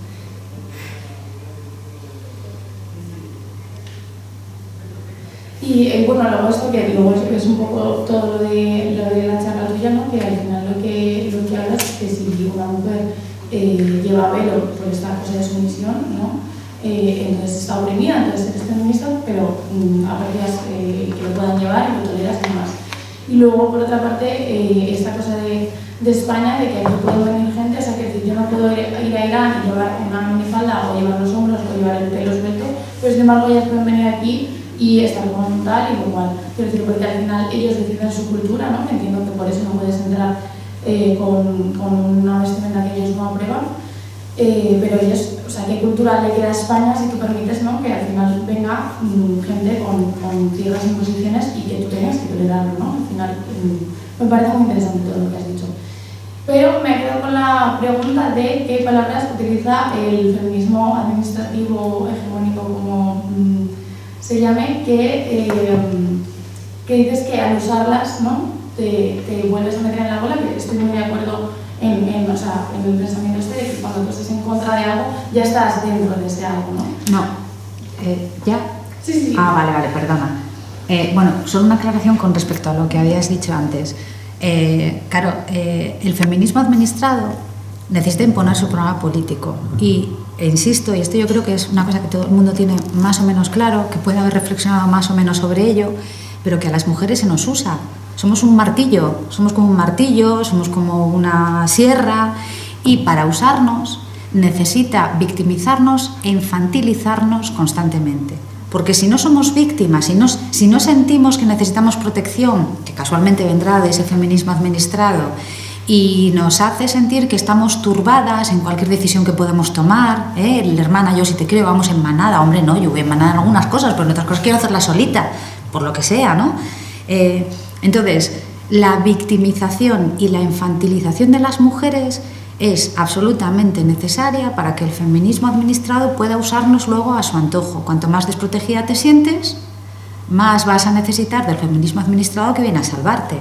O sea, bueno, es que yo no quiero meterme en líos legales. Luego, si tomamos una cerveza, ya, si nadie saca el móvil y graba, que ya me han grabado alguna vez, sin mi consentimiento, yo lo cuento. Pero bueno, y la pregunta... que sí, seguramente me he explicado yo mal, ¿eh? Lo que quiero decir es que muchas de las críticas o desde posiciones que supuestamente critican al feminismo administrado o el feminismo, vamos a decir, el feminismo que se administra en las instituciones, desde las instituciones en España, caen en la trampa de usar expresiones que se usan dentro del feminismo administrado, como el de feminismo hegemónico. Y en el momento en el que tú estás compartiendo ese lenguaje, estás compartiendo esa definición, estás compartiendo esos rótulos, estás, sin saberlo, sumido en el mito del feminismo administrado. Entonces por eso la necesidad de dejar de hablar de feminismo hegemónico, que es lo que utilizan, que es una expresión que se utiliza desde, por ejemplo, el feminismo intersectorial, que de afroféminas, y empecemos a hablar del feminismo administrado, que lo engloba todo.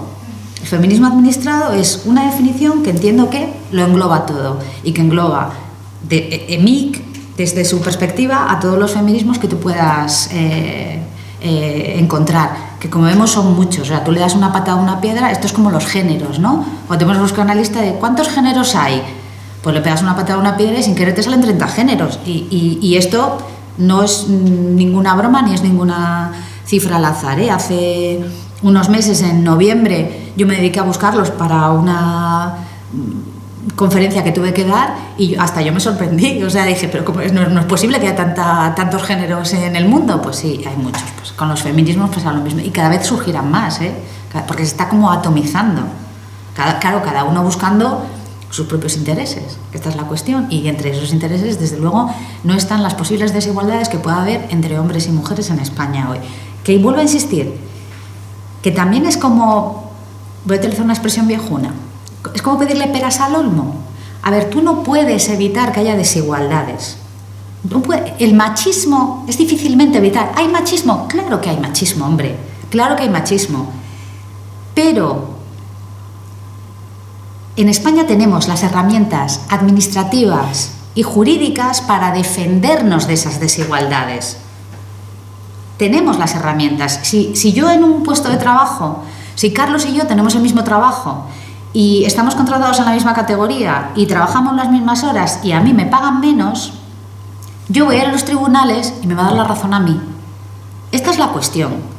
Aquí lo que se quiere acabar, luego claro, te dicen, es que el feminismo, el machismo es estructural. Madre mía, ¿qué es estructural? ¿Qué significa esto de estructural? Si la estructura es la nación política, entonces no hay machismo, porque las leyes garantizan la igualdad entre hombres y mujeres, y si acaso el feminismo administrado lo que ha conseguido es que esas leyes sean desiguales, pero menos beneficiosas para los hombres. El IRPF, te voy a poner un ejemplo muy... Es que, claro, luego hay que rascar, que tampoco hace falta rascar mucho, pero te lo encuentras. Los gastos de guardería. Los gastos de guardería, si yo no me equivoco y no ha cambiado la legislación, cuando yo lo consulté, y no soy muy ducha yo en estas cuestiones económicas, pero tú te podías deducir los gastos de guardería de tu hijo, pero solo se los puede deducir ella, él no se los puede deducir. Pero bueno, ¿por qué? Si somos una familia y fiscalmente le interesa más a él que a ella, ¿por qué no se los puede deducir él? Pues eso es un agravio comparativo, eso es discriminación. Y como eso, pues muchísimos. Ahora, yo creo que desde que hay feminismo administrado para conseguir la supuesta igualdad entre mujeres y hombres, hay más desigualdad entre mujeres y hombres. Sí, ahora sí que podemos hablar, yo creo que, de un sexo débil, pero que no es las mujeres.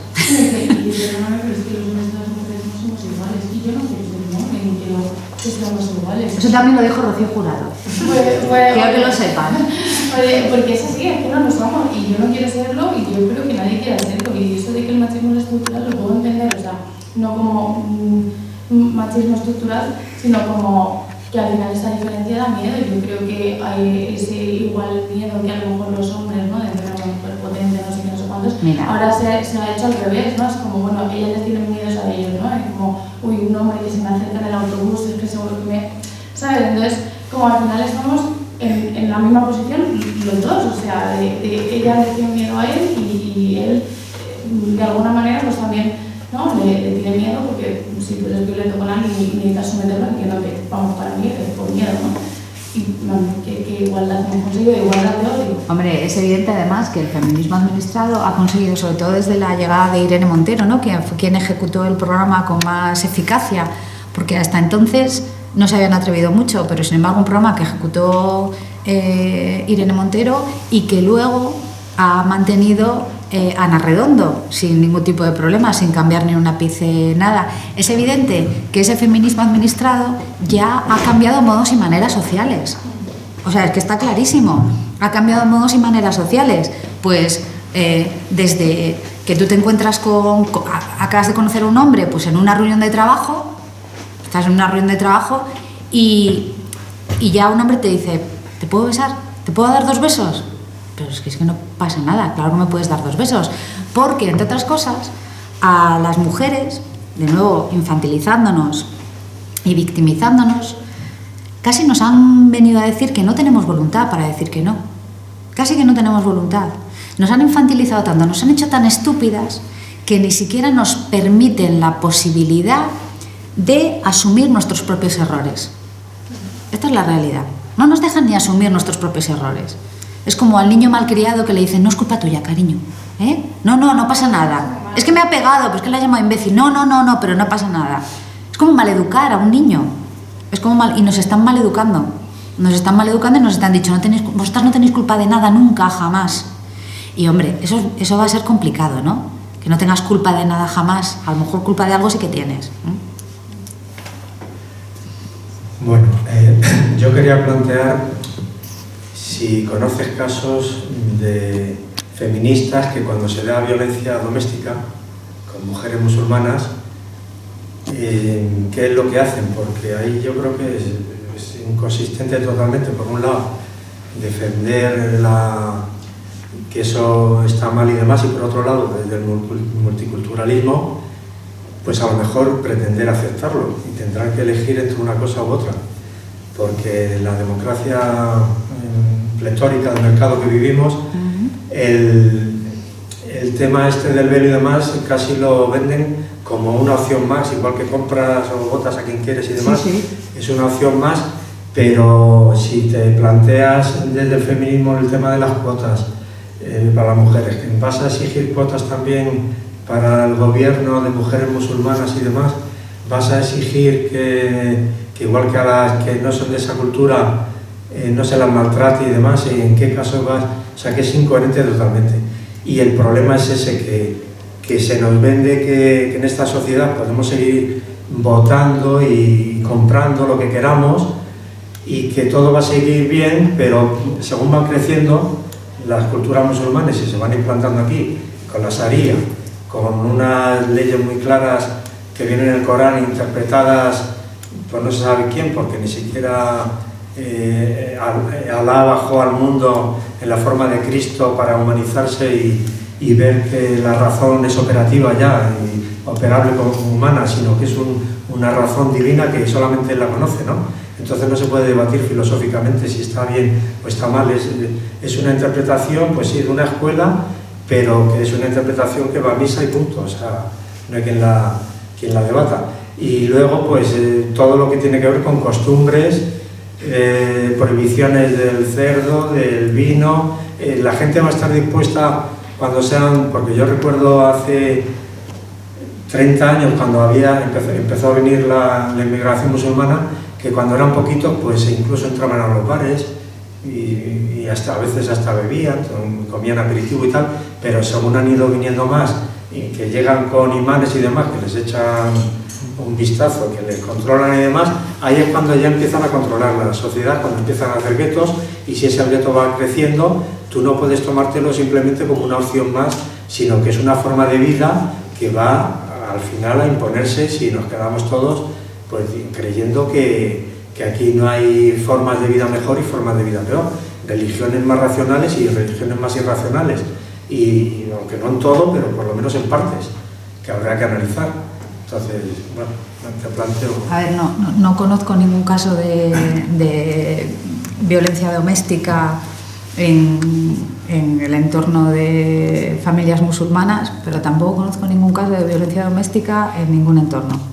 O sea, discúlpenme, pero debo ser una privilegiada o alguien extraordinariamente, no sé, feliz o algo así, porque yo en el entorno en el que me muevo, yo no conozco a nadie que pegue a su... Que no digo que no, obviamente hay, obviamente hay, que como dije antes, machismo hay, pero a lo mejor hay menos del que se cree. Y me remito al libro de Soto Ibars, fantástico, el de Esto no existe, las violencias falsas, fantástico.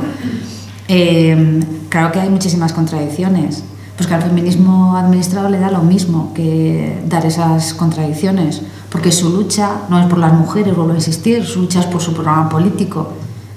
Pasó el otro día en el Congreso, es que se vio claro y manifiesto, ni burka ni Vox, ya, pero me voy a comer el burka, o sea, pero al final el burka va a ser el problema y lo vamos a tener las mujeres. Y te iba a decir algo más, pero se me ha sentado al cielo, no me acuerdo qué te iba a decir con el tema de las contradicciones. Bueno, yo creo que nuestro trabajo es poner de manifiesto las contradicciones, una detrás de otra, porque si nos callamos y no las ponemos de manifiesto, pero ¿cómo se dice? A pico y pala, sin parar. Yo prefiero pasar por pesada que por idiota. Lo digo completamente en serio. Prefiero que alguien me lea y diga, joder, ya está esta mujer otra vez con el tema este. Pues sí, para que, mira, y además hasta de forma egoísta, para que no digan, es que no se dijo, no, mira, yo te lo dije 75 veces. Si no lo quisiste ver, ya es tu problema, no el mío. Porque es muy peligroso. Esto está haciendo generaciones de mujeres débiles. Lo que decía ella, ¿no? ¿Que queremos mujeres empoderadas? Hombre, pues claro que sí, pero una mujer empoderada no es lo que el feminismo administrado te vende como empoderamiento. Y el multiculturalismo, esto es lo que te iba a decir. El multiculturalismo es una chufla, es un timo. Y es un poco, no sé si recordarás que si te ha gustado Bueno Sánchez, ¿no? La tolerancia y tal, es algo que nos han inoculado para tolerar cierta cantidad de grupos y que se mantenga la eutaxia. Pero ojo, porque cuando ya abres las puertas y eso adquiere una masa crítica, ya empezamos a tener un problema si nos creemos la milonga del multiculturalismo, porque no quieren dialogar, no quieren convivir, quieren sobrepasar, que está muy bien, que es que aquí el problema... Quiero decir, ¿que el Islam es proselitista? Como he dicho antes, pues sí, pues muy bien, pero no dejemos que nos conviertan. Es que esta es la historia. Yo no tengo ningún problema con que tú seas proselitista. Yo tengo un problema con la gente que cae que se convierte. Es con esta gente con la que tengo el problema, realmente. Y por supuesto, no abrir las puertas. Este es el debate de la inmigración, es otro debate que tenemos y que yo resuelvo y hasta ahora me ha dado buen resultado, ya me dirán ustedes. Claro, se habla de la inmigración. Hombre, pues lógicamente, si abres las puertas a un tipo de inmigración, en su mayoría musulmana, va a llenar barrios, va a llenar ciudades.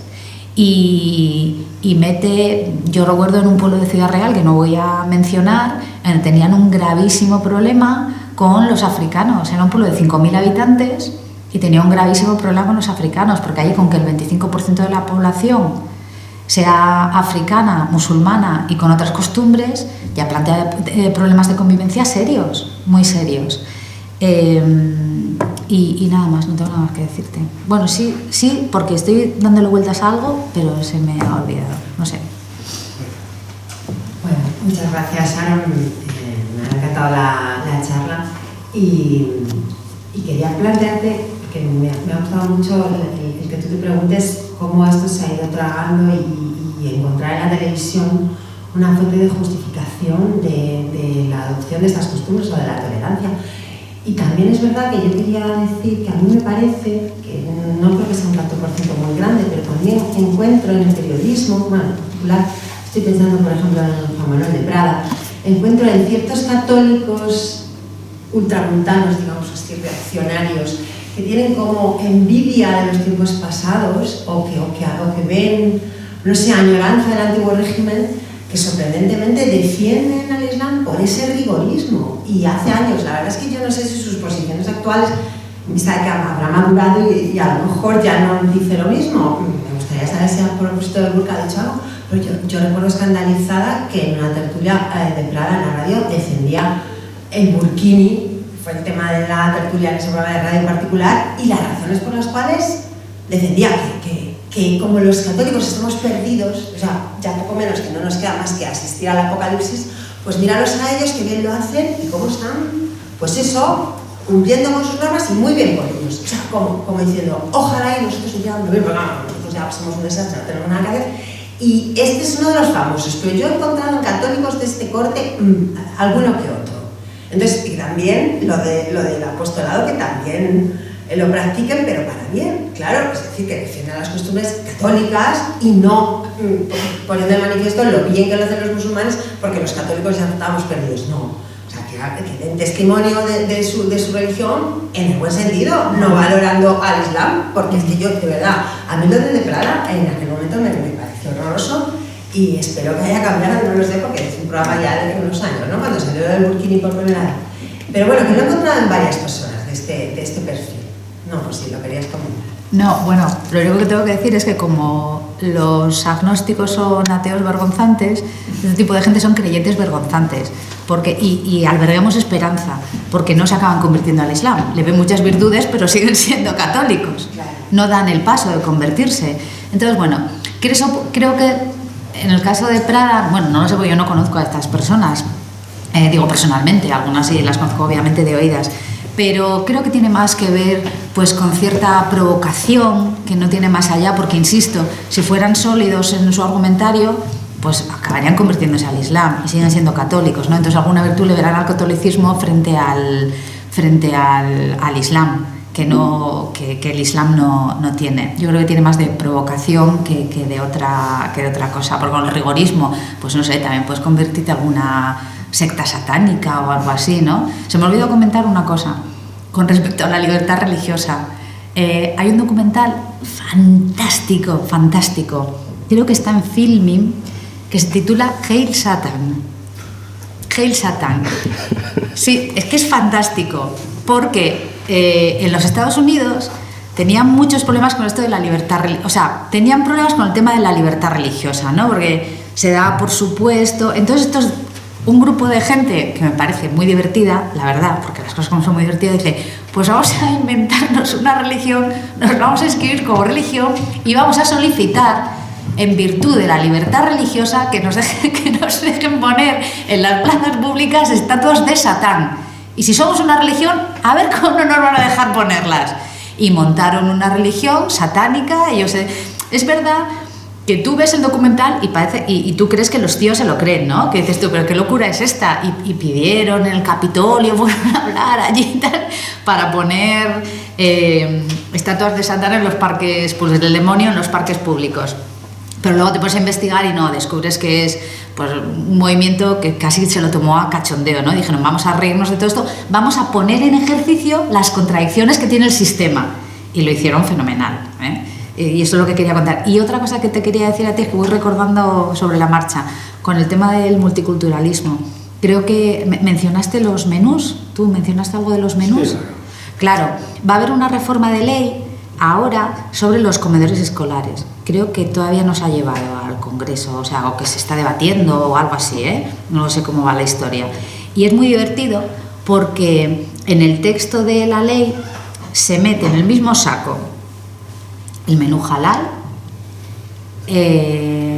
los veganos y, por ejemplo, los celíacos. Vegano, mire, uno es porque su religión se lo prohíbe, otro es porque le da la real gana, o a lo mejor también se lo prohíbe su religión, y el otro es porque si toma gluten enferma. Entonces no me puede meter en la misma disposición condiciones nutritivas especiales. No, uno es porque quiere y el otro es porque debe.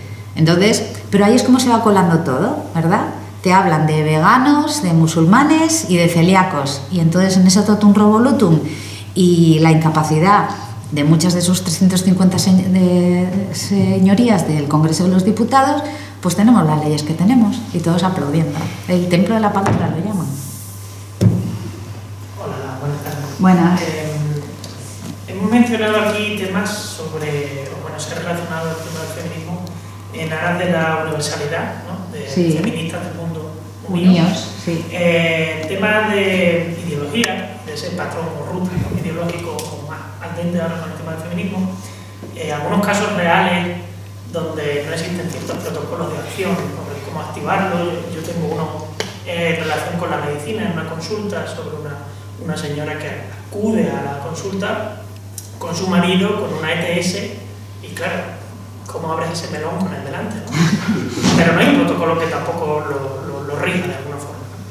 Entonces, también se han mencionado intereses ideológicos, que si Estados Unidos, que si Irán y demás. Entonces, la pregunta es, ¿responde esto verdaderamente a esa falta de conocimiento, a esa ignorancia de los señores diputados y a ese desconocimiento de lo que realmente esté pasando? ¿O es una estrategia específicamente seguida a rajatabla precisamente para poner un debate que a lo mejor no existe, con números sobre cuántas niñas españolas puede influir esto, por ejemplo? Y en realidad lo que pretende es generar ese ruido, ¿no?, ese debate falso que luego plantee soluciones que no existen y que entre tanto pues seguimos hablando de otras cosas que a lo mejor no son, hablamos de otras cosas en realidad en lugar de las que son verdaderamente relevantes, ¿no?, desde el punto de vista de esta igualdad y por supuesto del mundo islámico. A ver, el feminismo administrado tiene un programa político claro, que está definido, no es una cortina de humo. Tiene un programa político claro que está definido en el manifiesto para el feminismo del 99%. Si tú te lees ese manifiesto, que es del año 2019, si no recuerdo mal, y tú lo comparas con las políticas que puso en marcha el gobierno, el ministerio, de Irene Montero, tiene un correlato. Y es un programa político anticapitalista, marxista, que quiere una visión del mundo determinada. Y se dice así. Y entonces para eso hay que conseguir movilizar a lo que consideran que es el 50% de la población, que somos las mujeres. Entonces con eso ya tienes una fuerza de presión importante. Sobre si esto es una cortina de humo, ¿te refieres, para no estar hablando de otras cuestiones? ¿Eso es lo que estás diciendo? Quizás más que eso, que si es una cortina de humo es verdaderamente se rige por una estrategia un tanto universal, porque ahora mismo se habla mucho del feminismo, se centra en un caso muy concreto como el feminismo islámico, pero a su vez, manteniendo esa autarquía, también nos aceptan allí a nosotros con algunas de nuestras costumbres. No, claro, es que el feminismo, es que esa es otra de las falacias del feminismo administrado. El feminismo no puede ser universal, porque los problemas, esa alianza internacional feminista no se puede dar de ninguna de las maneras, porque salvo que se nos considere a la clase de las mujeres como a la clase de los trabajadores. Pero es que ya sabemos que eso no funcionó. Hombre, no cometáis el mismo error, ¿eh? Esto ya sabemos que no funcionó, porque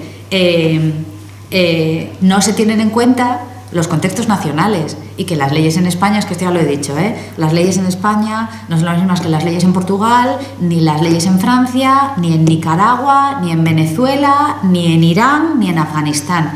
Entonces, una alianza internacional feminista, ¿para qué?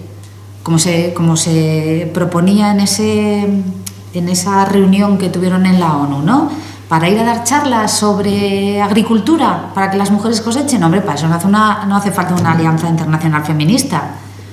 Para compartir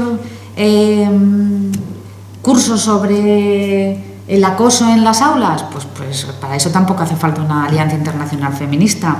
Es que yo creo que la alianza internacional feminista es el siguiente paso, sería como el culmen del programa del feminismo para el 99%. Sería el culmen de ese programa. Pues que creo que es absolutamente irrealizable. A ver, absolutamente irrealizable de forma práctica. Luego, claro, tú te puedes inventar todas las reuniones que quieras y seguramente funcionen. La ONU de hecho la ONU ha abrazado este proyecto con los brazos abiertos, pero ¿qué va a hacer una mujer española? ¿Qué va a hacer la legislación española por las mujeres afganas? Pregunto. No va a hacer nada. La legislación española tendrá que intentar paliar, si es que los hay, los desajustes entre mujeres y hombres españoles. Pero bueno, luego llegamos y nos cortamos un mechoncito de pelo. Esto es lo que hacen las feministas. administradas en España. Pues al final, es que el feminismo administrado tiene un punto de no quienes lo administran, sino quienes lo reciben. Tiene también un punto de autoayuda, de coaching, ¿no? Tiene mucho de eso, en ese ímpetu por infantilizar a las mujeres. Y cada vez es peor. Yo le voy a poner un ejemplo, te voy a tutear. En mi ciudad, dentro de nada, la semana que viene, ¿no? Ya es el 8M, o la siguiente. En mi ciudad se van a hacer un montón de actividades maravillosas por 2 o 3 días de festejos y regocijo en mi ciudad, y una de las actividades que se proponen es un taller de abanicos. Hostia, un taller de abanicos, señores. O sea, ¿estamos hablando en serio? Porque al final es, hermana, reúnete con tu grupo que te va a proteger, y mientras hacemos abanicos hablamos de lo malos que son los hombres y cómo el heteropatriarcado opresor, que yo no sabía ni que existía hasta hace 2 años, me está oprimiendo constantemente. Y el otro día fui a comprar y el frutero me dijo: déjame en paz que me tienes loco. Ahí está el heteropatriarcado opresor. No, hombre, pillaste al frutero con un mal día, como lo tiene todo el mundo. Entonces al final son reuniones de autoayuda, y lo sé porque yo participé de eso en un momento dado, hace unos años, ¿eh? Entonces no estoy hablando por hablar, estoy hablando porque yo eso lo conozco muy bien por dentro. Y claro, después de unos años por allí orbitando dije: ¿pero esto qué es? Salí escandalizada. El ayuntamiento de mi ciudad les proporcionaba talleres de autoayuda a las mujeres de mi ciudad en una cosa que se llama la Casa de las Mujeres, solo de las mujeres, los hombres allí no pueden entrar, con una coach que se vendía como licenciada en una pseudoterapia reconocida por el ministerio correspondiente como una pseudoterapia peligrosa. Entonces, pues, ¿qué quieres que te diga? O sea, sé de lo que va porque yo estuve dentro. Por cierto, que mucha gente aquí dice, he oído a alguien decir: pero yo es que nunca fui feminista, como si eso te diera más enjundia, ¿no? Para posicionarte contra el feminismo. Bueno, yo le voy a dar la vuelta. Yo sí he sido feminista, y precisamente porque he sido lo que he sido, ahora sé lo que soy. Es decir, probablemente conozca yo mejor lo que pasa dentro del feminismo administrado que quien, por una revelación divina, nunca ha pecado, ¿verdad? Es pura, limpia su alma y nunca ha caído en la trampa del feminismo. Seguramente es más lista que cualquiera de las que hemos estado dentro, pero también quiero recordar que si ahora digo lo que digo es que porque estuve donde estuve y conozco bien lo que estoy diciendo. Magnífico punto y final. Pues dándote las gracias, Sharon, por haber venido esta tarde a hablar de estos temas. Esperamos contar contigo en próximos cursos de los diálogos filosóficos, y simplemente a ustedes recordarles el próximo diálogo filosófico, que es muy pronto, en apenas 2 semanas, martes 10 de marzo. José Lasaga, de la Fundación Ortega, responderá a la pregunta: Hannah Arendt, filósofa del siglo XX. Vemos aquí a Tilana, con lo cual es un tema que engarza con ella. Así que les esperamos. Déjame, Tilana tiene una magnífica lección en la EFO sobre Hannah Arendt, que la vean, que está en el canal de la Fundación FG Bueno TV, en YouTube. Y